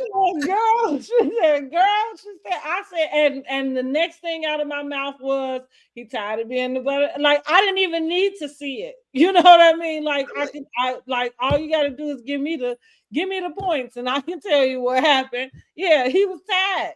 And so and that's exactly like you said, once I did see it and then see I'm like, yeah, I told you, he just lost it. Like, this is it. Because it's again, don't make him right. Because even today, I'm like, I think they let him off easy. I was really irritated that he had did that to Chris Rock. You know what I mean? Like, in that platform, the fact that Will Packer had got the chance to produce it. Here I go, you son of a you know, like I like you and everything, but no, like this, you should have stayed your black ass at home if you didn't know how to. And let somebody else accept the award for your ass. Right? Yeah, if you didn't know how you're to, already on edge, because this wasn't the time, partner. Like, you know, and not to say again, I get it, but this wasn't the time. And so I still take up for Chris Rock in there, because you only did that because you felt like you could get away with it. You wouldn't have did that to somebody else who you thought would have cocked their fist back, and you know what I'm saying? So, you know, and so it feels, you know, that's different, but that's what I mean. It just kind of feels like that with Eugene. Like it's just this bubble up again, you know, start off with the the small penis and this and that. Then you got your wife cussing you out. You know what I'm saying? Like you just ain't getting no respect nowhere. And then right, she right. Can't get no respect. Right. Like your wife over here, they ain't respecting her. They seem like they setting her up for failure, you know, like, and so here we go again. 12 years in, we got another reunion, you know what I'm saying? Like, and my wife gotta be, you know, the one kind of scraping up at the bottom, you know. So, and again, I'm not saying that she's innocent. I'm just explaining it, like, you know. Mm-hmm. Well, Toya. All I can say There'll never be any change without self-accountability. I was talking to my son about that. Just, you know, in general, in life, you know, like we were saying about what you accept and what somebody, you know, what somebody give. Like there is never, you cannot change anything if you're not willing to have a reflective look. You know what I'm saying? Like, because it's okay to be able to identify, you know, everybody else's parts and hands, but it takes a lot, and it really should be very, very normal for people, you know, like if you, I like, well, what I told my son is that's an important part of conflict resolution. If your goal, especially with something that's going on, is to resolve that type of conflict, then it takes you looking inside yourself, because you can't resolve conflict if the two of you are still, like, if you, everybody's trying to say their part, you know what I'm saying? Like, well, you did, and I, you know, like, you always explaining whatever your reaction is. That, because fine, you know, but you just have to take the accountability for the reaction, for the perception, for, you know what I'm saying? Like, whatever, so that you can get to a space where y'all can move on. You can't move on when you wait, you know, and you can't move on if the person is not going to be accountable, though. You know what I'm saying? So that's why it's just, I guess that's the part why housewives work, because they're not versed in conflict resolution. Like, that's not the name of the game. I think we play like it is, right? That's why we go to the reunion and things are supposed to get wrapped up then, you know. But and I think, I guess in TV world, maybe it does, and that's the reason why they're able to come back year after year. But I feel like maybe there's some things, like this thing with Eugene and, you know, the small penis and, you know, being disrespected on TV, where it seeps into a place of, this is got, you know, affected us in a real way, you know what I mean? Like, and it's not just television and not just this fodder that we are putting on. Now it's seeped into a personal space. Well, I know last year he about had a heart attack on the beach. He was so outdone what to do. He had to walk and hug Dr. David. I was looking. I said, "Oh, he about to have a whole coronary." So, yeah, it is what it is. But, you know, women, we tend to be real catty and petty. And I think that he needs to just kind of fall back a little bit. And that way because you see, his wife was not worried about taking the time out with him. He stayed there for the shit. You're right. Yeah, so, I mean, so he, you know, then, you know, Steve made the light. Evidently, they seen a little bit more than we saw, because Steve and Dr. Jackie in her confessional both said he was walking like this. I really didn't see that when he walked off, but maybe it must have showed, they saw it somewhere, because both of them said I think they were just being facetious.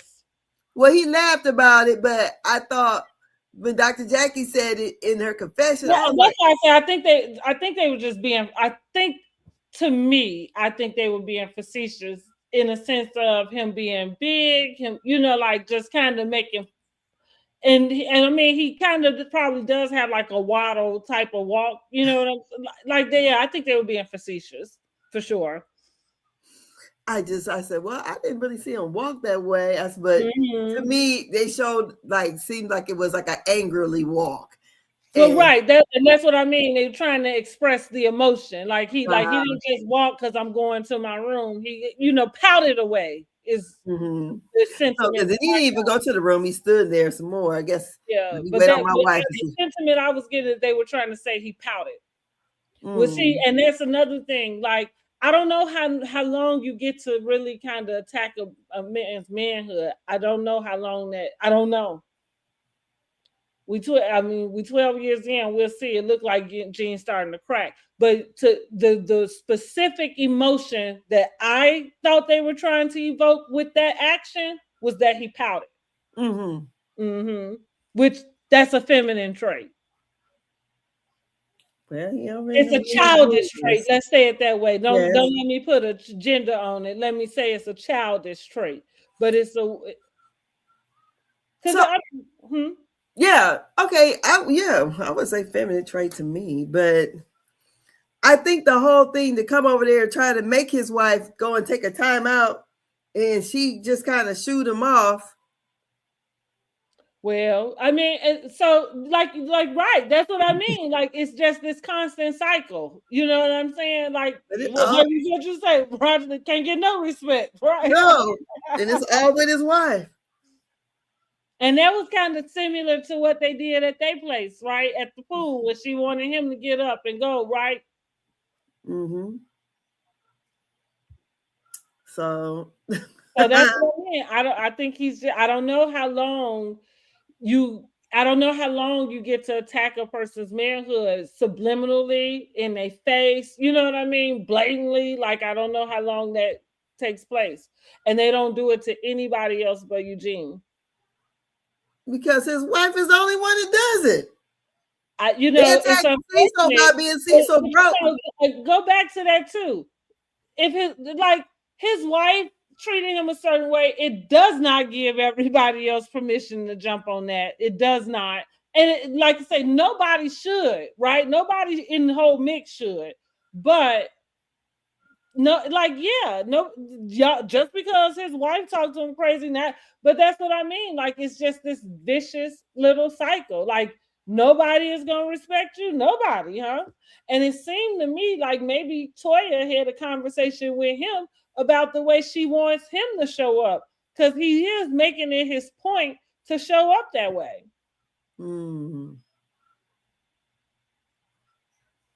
I don't know, but that bothers me for him. It really does. I don't know why.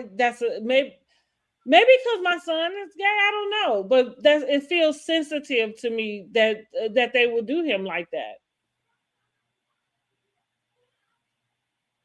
But I wouldn't creep that would be. Well, that's what I mean. Like like you say, I don't think one has.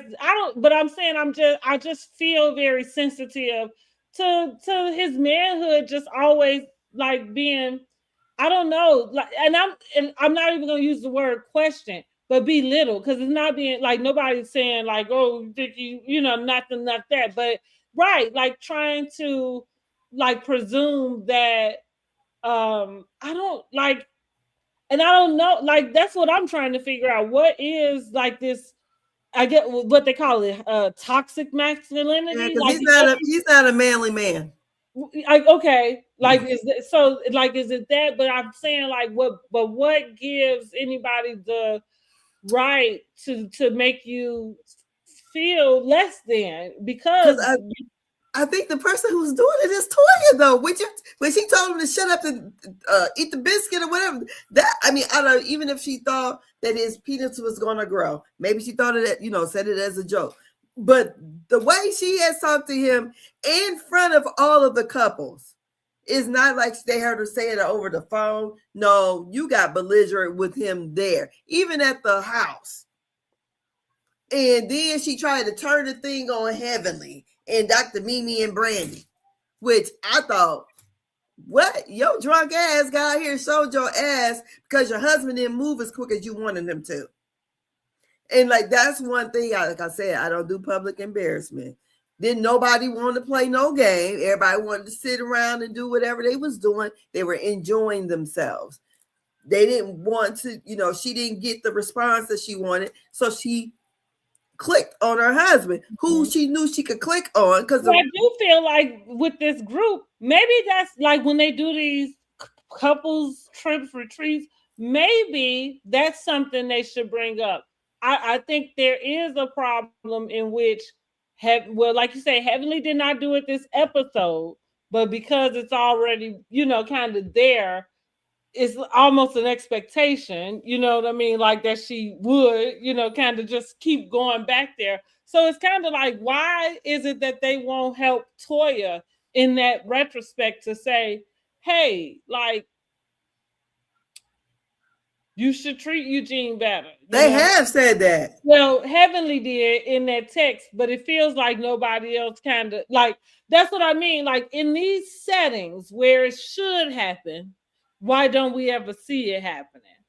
Well, it's Toya's trip now, so I guess she's not gonna put her thing. But I'm just, just in general, because this is not the, like, to your point, it's been happening. So there's been plenty of opportunity for that type of thing to go down, and it just never has. But I don't know. Even at the pool party, Toya, Dr. Heavenly tried to stop her. She said, Toya, Toya, Toya.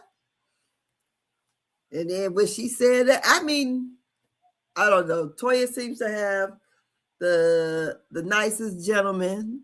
He's gonna ride for her, and I just don't understand why she treats him that way. It becomes, the joke is, okay, Curtis is the cheater, Cecil is broke. And I think she, I wonder if her actions to him, because it's got to be mirroring something. And I wonder if it's got to be some, like, is it something like,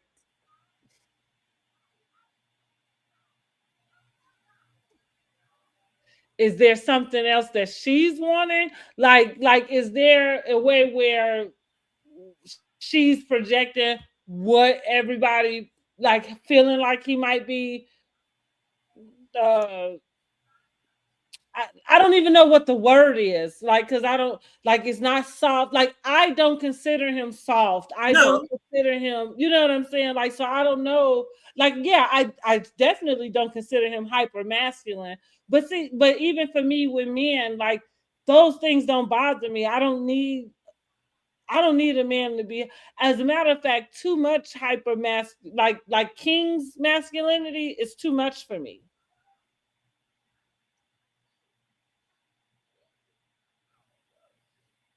I'm not talking about the way he looks. No, I'm not talking about that either. Yeah, right. I'm just saying his presence. Like, it's a little too much. Not that I don't want a strong guy, but like, there's a presence that sometimes men can dominate and have. I don't like it.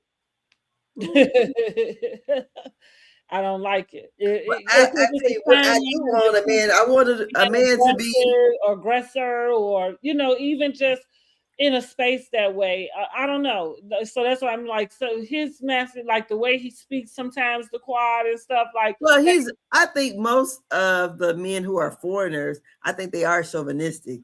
Most of them are. I feel like. I would say maybe, I don't know, but Toya's just ghetto. That's the only thing I get. And so, like, right now, that could just be it. She might just be crass, don't know how to treat nobody. You know what I'm saying? And that's just what it is. Whatever her childhood trauma is coming out. And evidently, her and Eugene was raised totally different. So just the things she says and just the things she even talks about with the boys. I mean, like that. So I don't know, but he said he didn't want a woman that he can dominate over. He wanted somebody who's gonna give him pushback. Honey, she pushing his ass to the wall. Well, that's because I feel like with that, and I think that's I mean, most of his issue to me starts with Toya. And how she presents him to the others, and what she does. You feel like he probably is projecting his issue with Toya to everybody else. I think so, because with nobody else. That would make sense to me. That makes sense, yeah. Because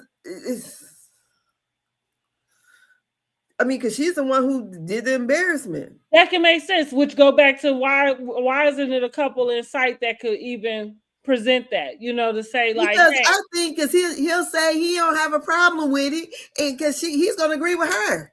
Yeah, I guess you're right. It's Then just the cycle just repeats, and he about to go off on somebody. I just don't want him saying nothing to Heavenly, because I don't want him and Dr. Damon getting into it.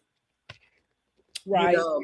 So if they gonna have the back and forth, because Toya and Heavenly is the same type of bitch. They are. You know, I can see what you mean by that. So you just let them go toe to toe. Yeah, we know it's a show. They're not friends for real. You know, it's a show. We making the money. We paying the mortgage. We going on trips or whatever they doing with their money.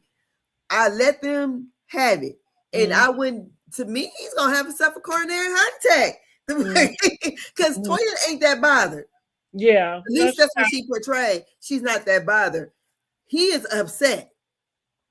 And I feel like, you know, and Dr. Damon, like, well, shit, you know, I already know how Heavenly is, you know, and, you know, basically, I don't want to talk about this. Either we're going to donate or not. And, you know, I don't want to talk about it. Let the women have, you know, let them deal with each other, because that's what they should do. And I think they usually had a decent way of allowing them to do that. But like you said, it do seem like there's a shift this year with Jean, and, you know, with, I guess, just, I don't know, wanting to set boundaries or bring it to the carpet or something. Yeah.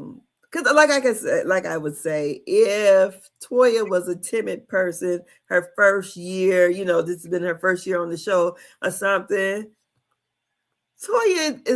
she gets what she puts out. I mean, and she can give it. It's not like, you know, she's sitting back there, she's timid and, oh my God, I don't know what to do. You know, she's not Angel from Real Housewives of Potomac. Toya ass up here crying about shit. Right. Yeah. My life is good up here.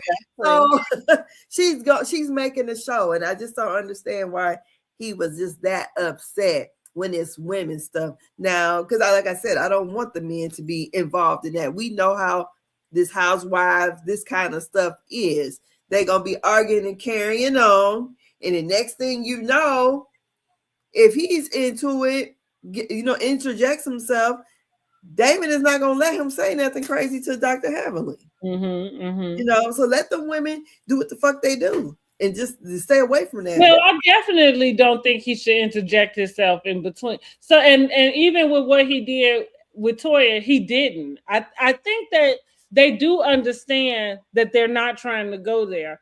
But I wonder, that's why I'm bringing up, I wonder if his venom, when it comes to Heavenly, got to do with not, like, I think that if she happens to say something that is towards Jean, even if she's speaking to Toya, you know what I mean? Like, that causes him to feel like she's pulling him into something with her. Because remember, the thing that was said, and Dr. Heavenly didn't even know, because she said she don't watch the show. Those text threads, she didn't have no idea that they was put. That's something they do outside the show. Right. And when Toya, when they actually put them up, she said, because if she said they put them text threads, she said, shit, we all going to hell. She said, because the way we talk on there, she said, I had no idea that was coming to the show. You know, so Toya brought it to the show and they put it up there. So there again, you got Heavenly talking about Eugene, but if Toya never would have brought, because nobody else was bringing the thread up, but Toya. So I think his embarrassment lies with his wife. Yeah.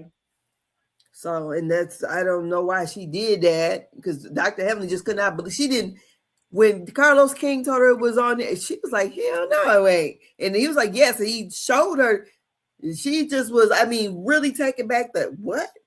She said, they're putting this on the show? She said, because of the things we talk about on here, we're not expecting this to come on the show. Wow, okay. I don't know. That sounds silly to me. I don't know why I don't know. It always surprises me that people think that they wouldn't put whatever they wanted to on that show, first of all, and whatever was given to them. Like, yeah, I understand. Like, all the housewives have a group chat. You know, that's not you know, only something that they happen to do. They are anybody who works with a group of women would have a group chat. You know what I'm saying? You know, like, and I agree. Generally, 9 times out of 10, like other stuff. Like I said, I hate when they bring an argument that they've had off camera. You know, like, and then it filters on camera because the audience doesn't have any, you know, anything to go off of besides what's being said. It's the same for that type of situation. No, they're not gonna run and scroll the whole text thread. So all the talk about, well, we talk about so much. Well, none of that fucking matters. All they really want to get to is whatever it is, like the same as what they were seeing, what they would show if you gave it to them on the reunion. You know, like, it's a show. You don't control what they show and don't show. I like how long you got to be on the show to realize that. And so if she gave it to them, why wouldn't they show it? That's the deal about sometimes about. Well, I guess the expectation was that she would. That I guess she had. She wouldn't show it. That yes. Right. Mm-hmm. That see that, but that's what I mean. Everybody has broken that in some sort of way at some point in time. You know what I mean? Like that's what if it's whether it's an argument you're talking about that y'all had, whether it's a phone call, the phone chain y'all do before the reunion, like, you know what I'm saying? Like, it's all. So I mean, yeah. Well, I'm saying that it would not have been out there but Toya put it there to be seen. Oh, because we wouldn't have known about it. That sounds like the whole, like the same. It's the same thing. Like, no, it wouldn't be there if you didn't say it. If you didn't send it, it wouldn't have. There would be nothing to show. You know what I mean? Yeah, but I'm pretty sure there's other things to show on that text stream that they text about that Toya has not didn't put up. She just put it up this about that damn because trying to come at Toya. I mean, Dr. Heavenly about that fake purse, she says. Well, of course. Of course. I mean, but in the meanwhile, but you know, if your husband feeling, I'm pretty sure he should have said, or she should know that he's feeling the type of way about them talking about his man parts on TV.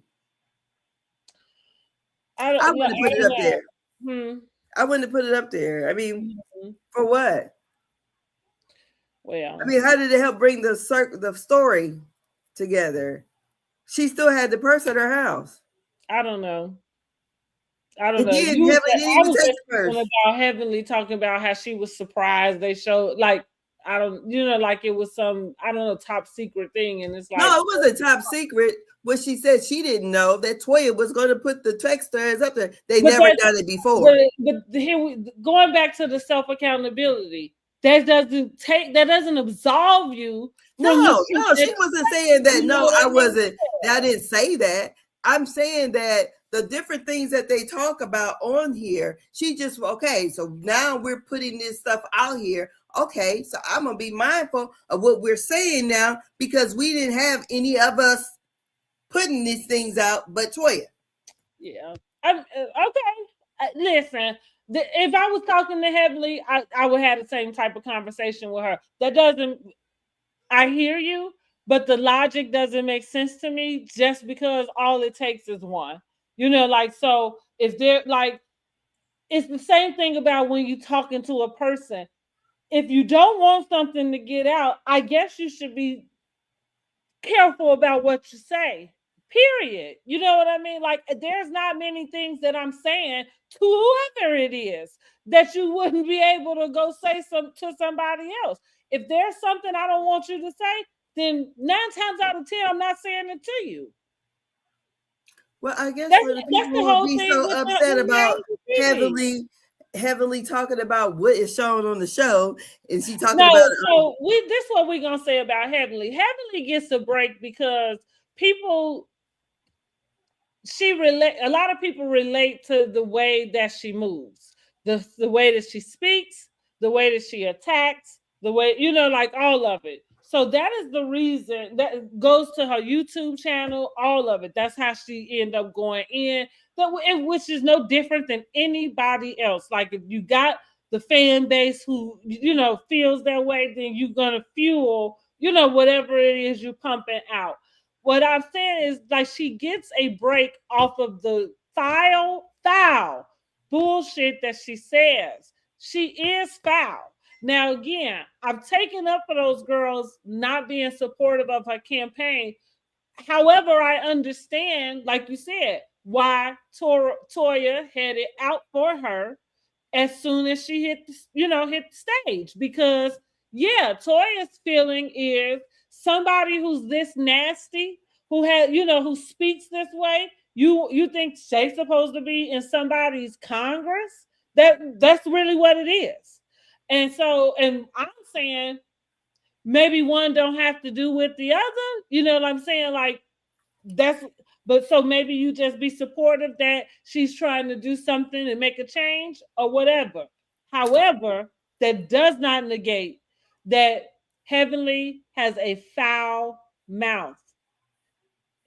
That's the end. And that's the end.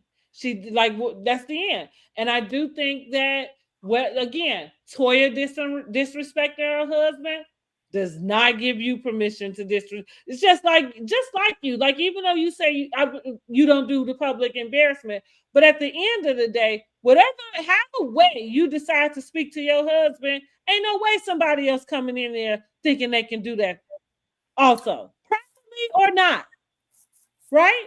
Well, who's speaking to him like that? Well, so that's what I'm saying. Like, well, my husband dig big, and like that. Like, I think that Heavenly is foul for doing that in her fight with Toya.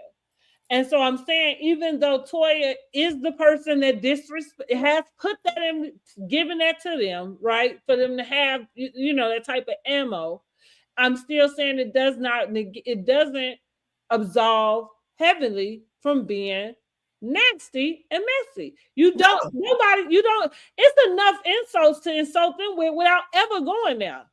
Because again, that at that point, you're not keeping that fight between y'all two. You pulling that woman's husband into it, who ain't got nothing to do with nothing. Now Toya don't turn around and say, well, Damon, nothing about Damon. She don't make up nothing about Damon. She don't call out nothing. He's short. Whatever, like nothing.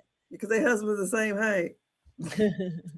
I thought Damon was shorter. He looked shorter than me. They're the same height. But so I think Heavenly is foul with her mouth. I think Heavenly could, she always doing some apologies and then go back and do the same damn thing. So it don't really matter one way or the other. Heavenly just got a foul mouth, and it's not cool. It's not cool to say that's just how somebody is. Yeah. Oh, no. But I do feel like it's fair game when you act the same way. Well, it is. I guess it is, in a sense. Yeah. Because I felt Toya doesn't go on live like that.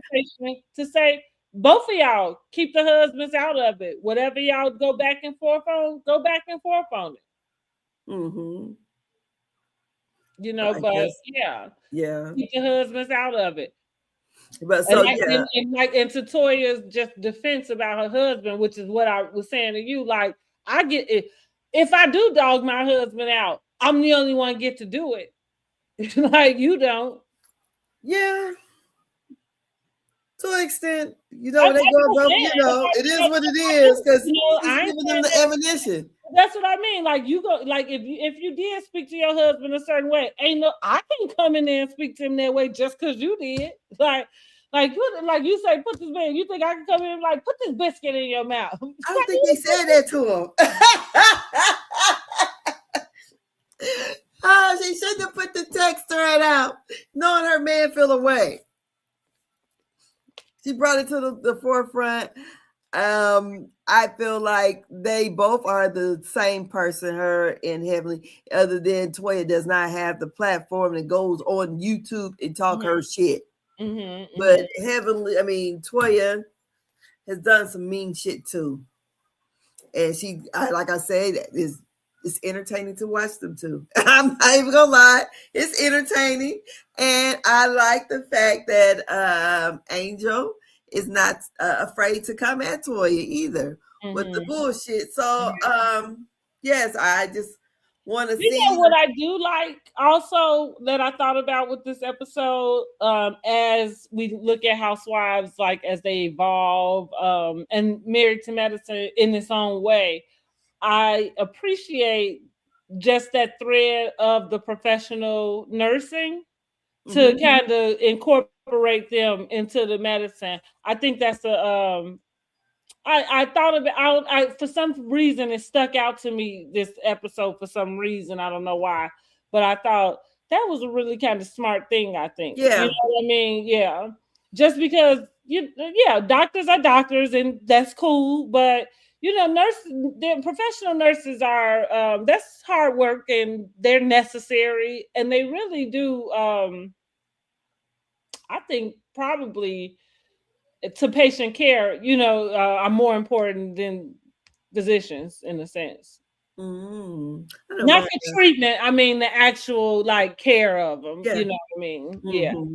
So yeah, I thought that it is great to see, a little bit more than just the doctor on there. So yeah, and you see this way we're getting younger women on there too. So and you can see their lives. But watching Angel, Dr. Heavenly, and Carlos King on the Patreon before, it was funny as heck. And it was funny. And Angel is definitely no Angel. I mean, she's not scared to come with the shits. I thought, oh my God, this lady is funny as heck. And basically, Dr. Heavenly was like kind of passing the torch to her. Basically, it was a good lie they did. I was like, dang, because at first, before we got this far, Angel kind of to me was background. We didn't until she had a little scrubs line or whatever. But when she went on to that YouTube, the Patreon, you got to see more of her personality. I'm like, oh my goodness, it was a good time with them. It really was. So I was like, okay, we got a chance to see this. I said, well, I guess next year if she gets another chance, it'll be great. But yeah, I'm enjoying the season so far. I just thought, oh God, please don't let Eugene and Dr. Damon get into it. Please don't. I hope they don't either. I don't want any of the men to get into it because to your point, there's no reason why they should. And no reason why any of them should be disrespecting any of the wives in any way. So yeah. And then what I was gonna say, so next week episode, we're gonna have Curtis Bible thumping over there. I said the adulterer. Yes. Right message, wrong messenger. So, and then we find out that King wanted to marry Quad and Quad didn't really want to get married. Is what she says. I didn't roll my eyes because I don't believe that.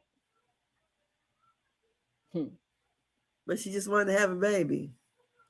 It's just one of these things where I just don't like. I don't like. That's what I guess. This is the struggle for me being like a modern woman and still having maybe like some traditional values or something, because it's just like what? Because even in that same sentence, in that same thread, you want him. I want to have his babies. It felt.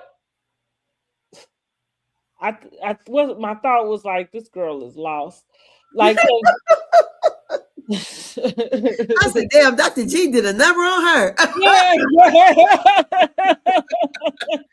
I'm like, what the fuck is she talking about? Yeah, I was like, this girl is lost because I don't understand how you can have that conviction to want to have somebody's babies, but not to want to have that commitment to them that way. At this age that you are, I can say my kids there, we were teenagers, number one, so we was in teen love, and so on one end the order, so I could get where Curtis is coming from. Like I said, I am a person that would have something to say about order to things, and there is something to be said about having order and about the way blessings come to you. Yeah, God don't bless mess. Right. So listen, I just was pointing out that, yeah, he probably could have needed to try to soften that type of message, you know. He said, "Did you do everything right?" Don't vibe well with somebody who, you know, just like, well, you wasn't just cheating, but I'm just saying, you know. Curtis said, we sin every day. Yeah. You know, but so going back to Quad, like that wouldn't be like, I'm trying to understand for you, why is that not the hope for yourself? Why is that not the hope for this child that you are, you know, wanting to? And so from like, it's one of these things that I feel like us with women is like, as independent as we got, the kind of backlash that comes with that, because now we just walk into some situations that don't feel like they the safest and the smartest, you know what I mean? Like, and while you convincing us that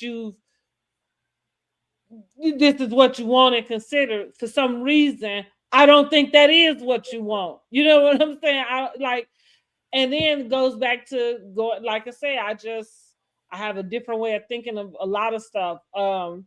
King with his daughter, having a daughter already. I think I mentioned it in a previous live. I said I think I can see how seeing somebody with their daughter be a good father. I understand how that I can see it. Yeah, like if I saw somebody being a good dad, I'm like, oh shit, like, you know what I mean? Like, I want a piece of that. But the flip side for me would be, I don't know that I ever could shake. And this goes to my single, my choice to be single the way I have been with my boys. But I don't know that I have the capacity to understand how you could come be a good dad over here, but you're not over there with yours. Like I just would always be wondering how long, you know what I mean? Because you didn't stick it out over there with that child. And even though I get, like, I know shit happens, whatever, people ain't good together, but I guess for me as a mom, having a child is the lifelong commitment, and so watching a dad kind of be in and out, that's just not something I'll ever want it or will want. So I don't know. Like, you know, I know it sounds crazy. I said I didn't even want to date somebody who had kids. At this point, I'll date somebody who have kids, but they need to be grown like mine. You know, like not in a state where they still like middle school and all of that. Maybe high school, but elementary and middle school, no, because I think your commitment needs to be to raising your kid. Not that you got to make it work with their mom, but yeah, your commitment just needs to be to them. And I don't know how you come over here and start some new shit with me and do that. That's different. I would say that. So you're saying that a person with children should stay single until they raise their kids? You know, when you put it that way, I guess effectively that is what I said. Like, I wouldn't verbiage it that way, but like you said, I guess in a nutshell, that might be just what it boiled down to. Because, and I like I say, I guess I just look at men that way, because I think I just see, like, I'm always questioning why men are in the house with their children. You know what I mean? And again, I do know that there's a multitude of reasons. Some valid, some whatever. Maybe he just whatever, deadbeat, whatever it is, you know. But yeah, I just like, you know, you like the man that has kids and then he go over and start a family somewhere else, and now all of a sudden you know, the perfect dad here, but now your kids don't get that. Like, I don't know. It's just something I've thought about. Like, yeah, it don't seem conducive. That's why I say I wouldn't put it in that type of verbiage, but I think in a nutshell, that is what I said.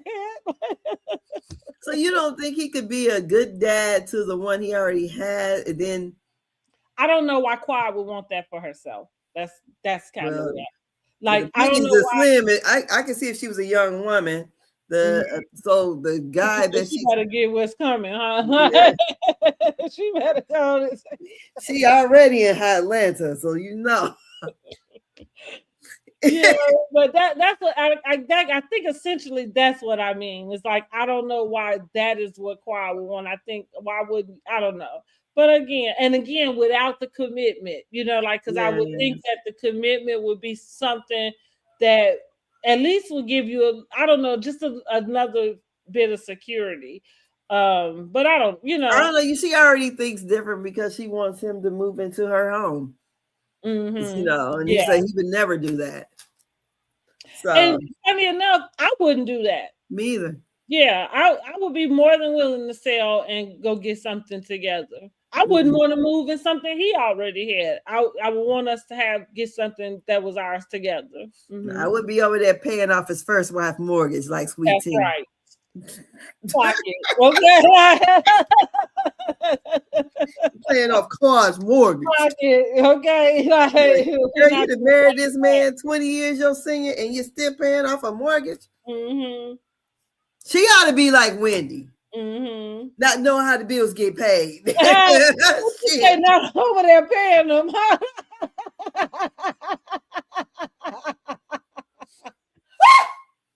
She already done lost a government job, dozed and went in and cut her out, had a furlough for a while. Girl. That's funny. Now, that's the kind of girl I would think not know nothing what's going on because she's married to the doctor and she just seemed the way she is. I mean, she just don't seem that bright. I mean, I'm not saying she's not, but a little something seems a little off with Sweet Tea to me. Not that she's not book smart, but it just seems like she's a little. She's just awkward. Yes, very, but very. I would say, but yeah, I would now if something like that happened to her, Dr. G, I would say she didn't know. Definitely, I would say she didn't know. She just signed. Mm-hmm. She just over there paying the mortgage. She don't even know if it's still a mortgage on the house. Mm-hmm. So. Like I said, I hear you, and I do understand because I understand, but I literally can't see Dr. Wendy being in that position. I really can. It's not even just trying to give her feed into it. I just really can. And that, like I say, because the literal thought did pop into my mind, like, damn, Eddie probably could have been taking her for a ride. And maybe not even intentionally. Well, okay, take it back. Of course. Well, all I know is they didn't talk to some real crooks before they did this shit. Either one of them. Yeah. Because like I said, I can see where if everything feels like it's adding up as far as she is able, I could see her not going in, budgeting the books, not going in, and just looking if nothing has popped up to kind of say you ain't got no notice that you done came across. Okay, so I will say this. Usually in a relationship, there's someone who handles things better than the other, right? Mm-hmm. So flip that. My husband probably wouldn't know exactly because I'm the one who usually pays the things, but he definitely knows what the fuck going on with his money in his account.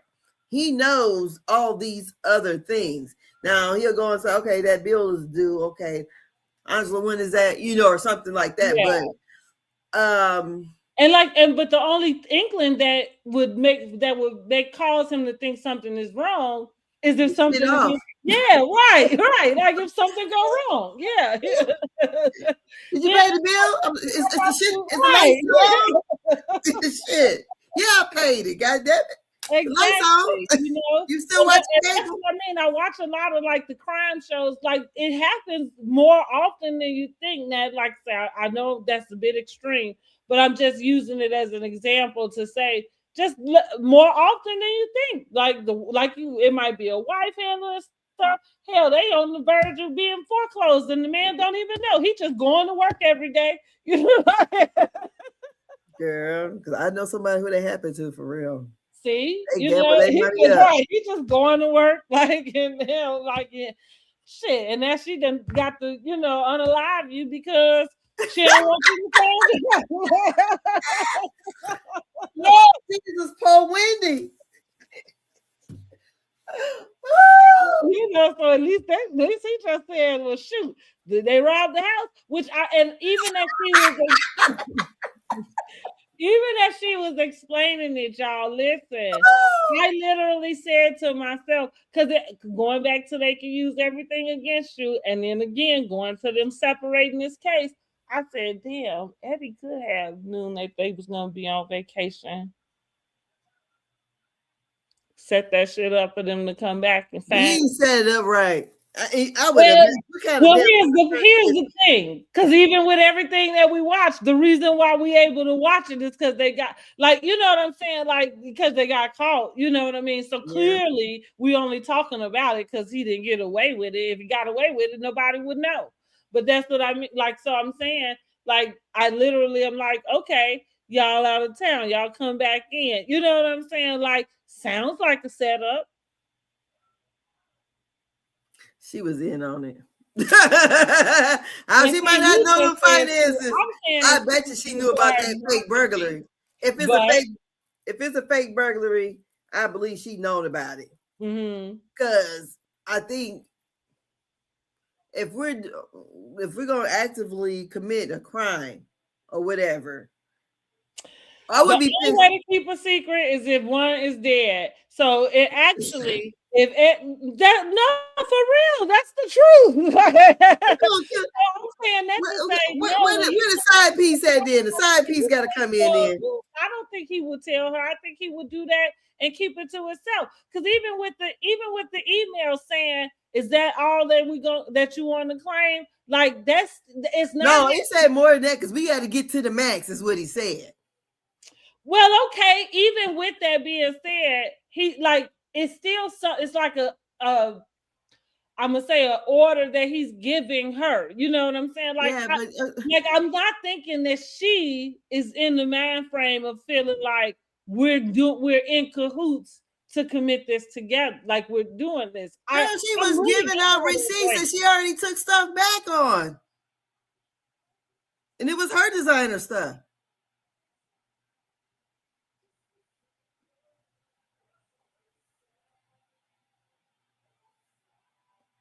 They was in cahoots, at least on that part. Okay, I can actually see her husband being able to pull it off, and I could see where she could get wrapped up in this aftermath, but not have no idea that none of that ever, like that wasn't real. You know what I mean? Like. I'm still kind of. So you think she was just trying to, once we had the rivalry, we just sort of padded a little bit. Let's just be clear. I try to live my life as honestly as I can.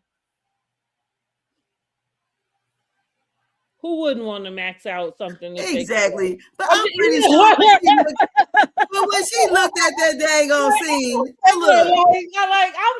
don't know that this is this malicious like little thing, but that's why I'm saying I think there is a way where something could have been going on behind the scenes that she is not privy to that caused this to want to have to take place. However, that's what I mean. Like you get to it, like people who get into the car accident, just go to the hospital, right? Ain't that what they just go? Yeah, so you can fall out, right? So that's what I mean. They're gonna use that against me. Most people, like I'm not saying it's okay to do it, but most people will try to go ahead and figure out whatever loophole they can to max out what they have the ability to get, So she maxed out and then she used receipts of stuff she already taken back. Now I know she know that that's wrong. Yeah, but now maybe she didn't got in too deep with that. But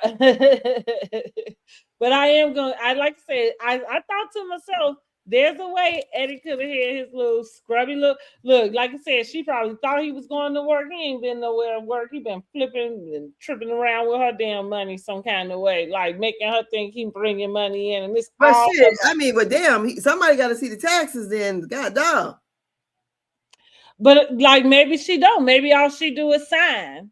Maybe all she does is give whatever information. You know, I don't know. Cause see, I don't have nobody I gotta file my taxes with. I don't know. Damn. So I don't know. That's being basically naive all the way to your detriment. It is, but you know, as a single woman, and again, going back to me watching all of this stuff, the scary part about a lot of stuff is that do you ever really know somebody for real? Like I always think about that. But do we really know ourselves like that then? Well, that's the truth. In a certain situation, I mean, you know right. I'm just saying, for her to be the boss lady that she is, the boss lady that she presents, you know, she presents, but right. no, that she backs it up though. She backs up, but she gotta have some kind of discipline. At the point in which, because I've done this in real life. I really like it. I was in my 20s. I worked at a doctor's office. There was a young lady who would she bragged a lot about her husband, about how he came in and gave her his check. You know, every week when he get paid, he give me his check. You know, like I do this, and I kind of, you know, like that. And so, like to your point, when you said Wendy, when she said she don't know anything, she was doing that as the flex. I feel like this girl was kind of saying that at the time as a flex, right? Because in some world, women want a man who will come in the house and just hand over everything to them. Well, in that time, I said, well, I don't want a man who would go out to work and then hand me all his money. You know, like I don't need that for my man to make me feel secure. What I would want is probably the opposite. A man who could go take out, you know, make his money and then make sure, you know, the shit is taken care of at home. I don't want to be a grown man's mother or a grown man's secretary or a grown man. You know what I mean? Like I don't want to be dishing out allowance, especially if it's my money and I'm doing it. That's different. But I don't need to dish your own money out to you. You know, like evidently, so Eddie must be the daddy then. Well, but that's what I said. That's what I was saying. Like that feels like you got a man that ain't really a man. But that's just me, you know, on that, because I have a different expectation of how my house will run. And so yes, I feel the same. Yeah. It's so. I think there's a world where she could have that. I don't know that, like you said, she presents as a boss lady, but the moment that you said you don't know what the bills and this and that is, that would be the opposite of what a boss lady's representation would say about herself. That's a kept woman, is what you just said. But that's what she wants to portray herself, as a kept. That's probably what she would like to be, is why she left her job as a professor. She, you know, she made the money and got them there. And maybe that was the agreement that they made about it. I don't, you know what I'm saying? Like in their marriage and where they worked it. But that's what I mean. That wasn't to flex as an independent boss. That's a kept quality. Kathy Hilton, when she told them girls in Beverly Hills, what she said, I ain't never been to the bank. That's what, and people was like, you a lie, you ain't been to the bank. Kathy Hilton been rich all her damn life. I believe her. She probably ain't never been to the bank. Like, well, she ain't gotta go. She ain't never been to the bank. Oh, because the banker come to her. You see, because here's what we're not saying. She hasn't made transactions, right? We're not saying that. Because when you got a coin in that bank, who go to the bank and stand in the line, yeah, I'm sure Kathy Hilton is one of the people, you know. Because I know, I said, Lord, let me please get some money to do this whenever.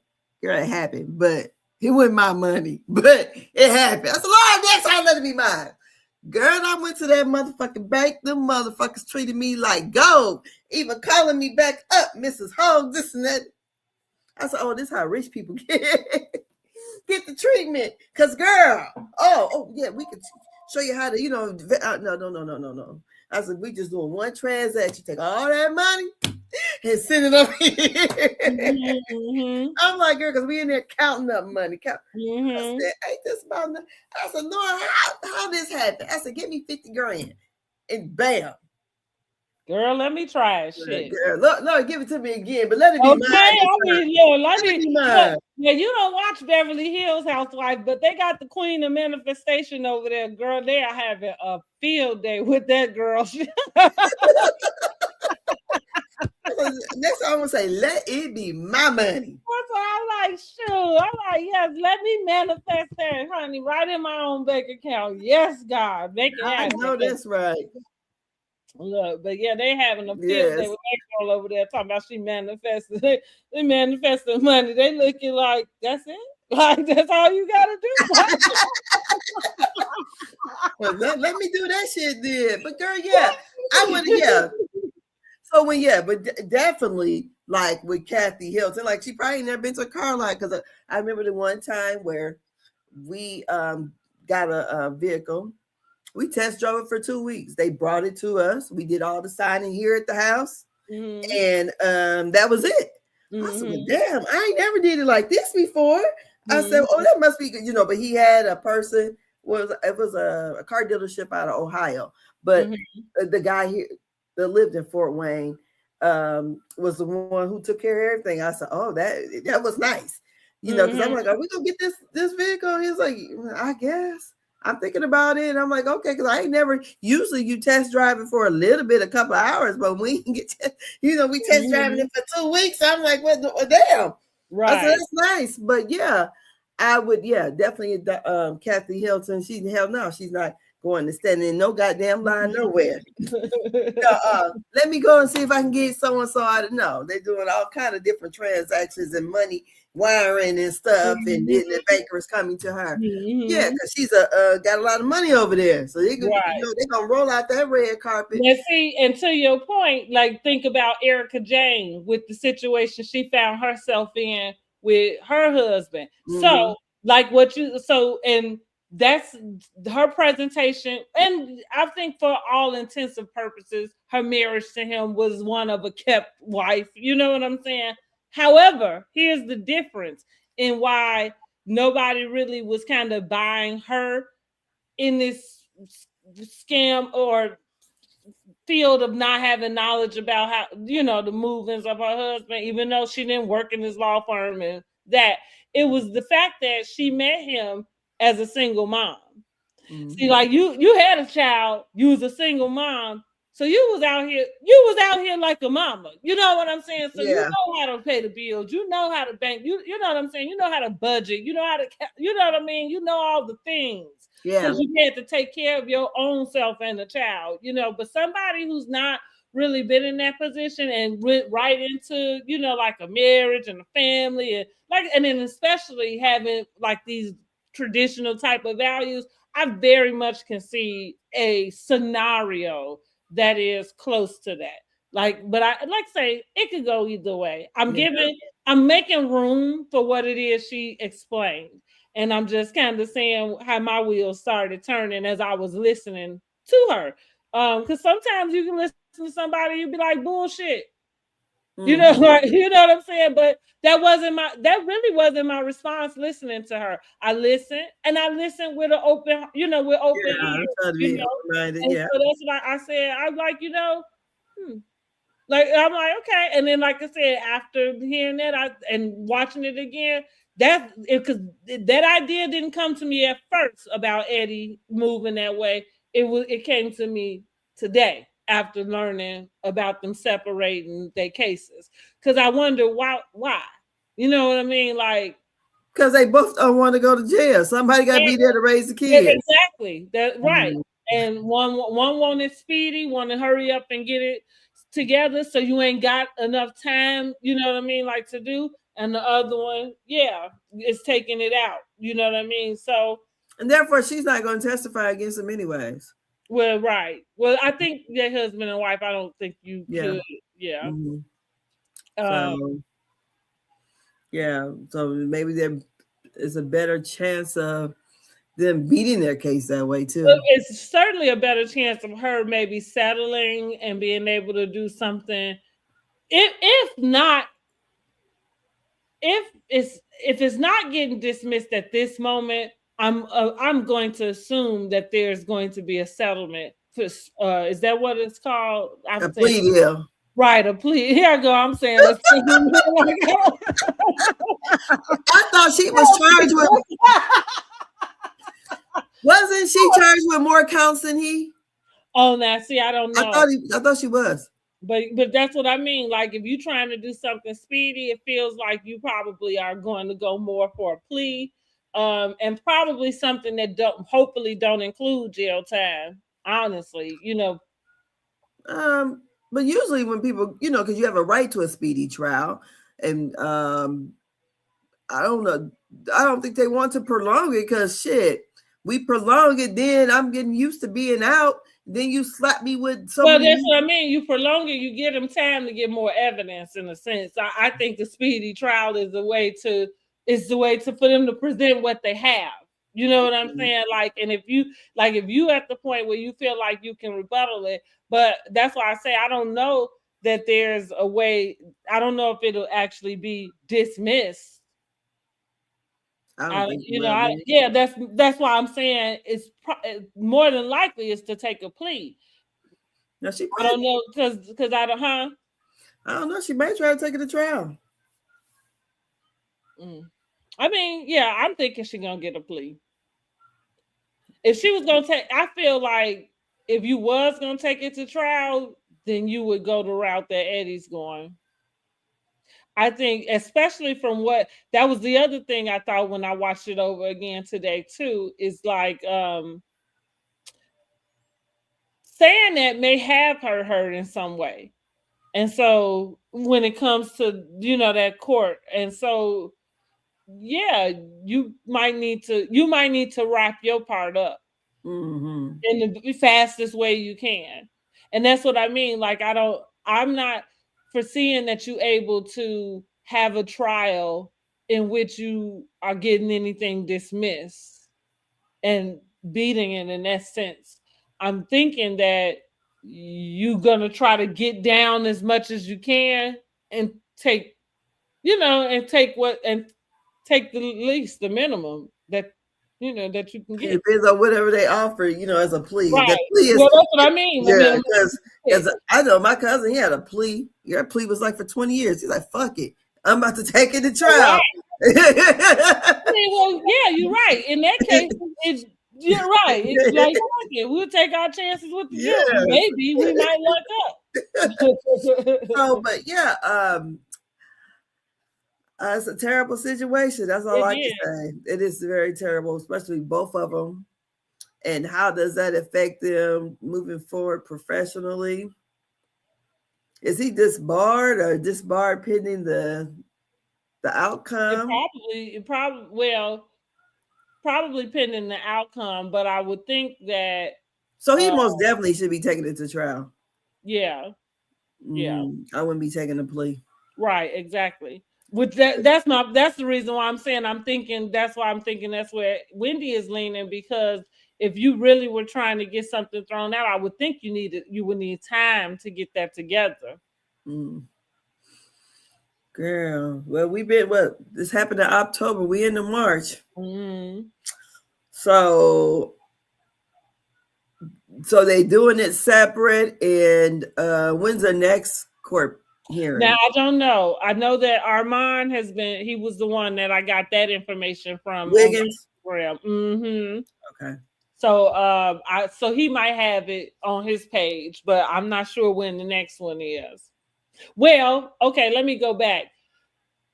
Yeah, especially for Wendy, because it would be Wendy coming up first. I think whatever the difference is, the time span, I think her trial should be happening within 180 days or something like that. Let me see if let me go back to it really quick. That's the stipulations of a speedy trial. Armand.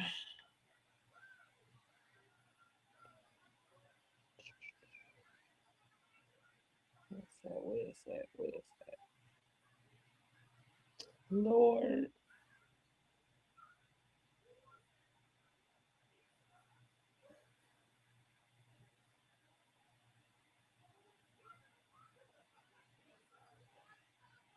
Let's see if I saved it. It ain't even on now. It ain't. I know I saw him.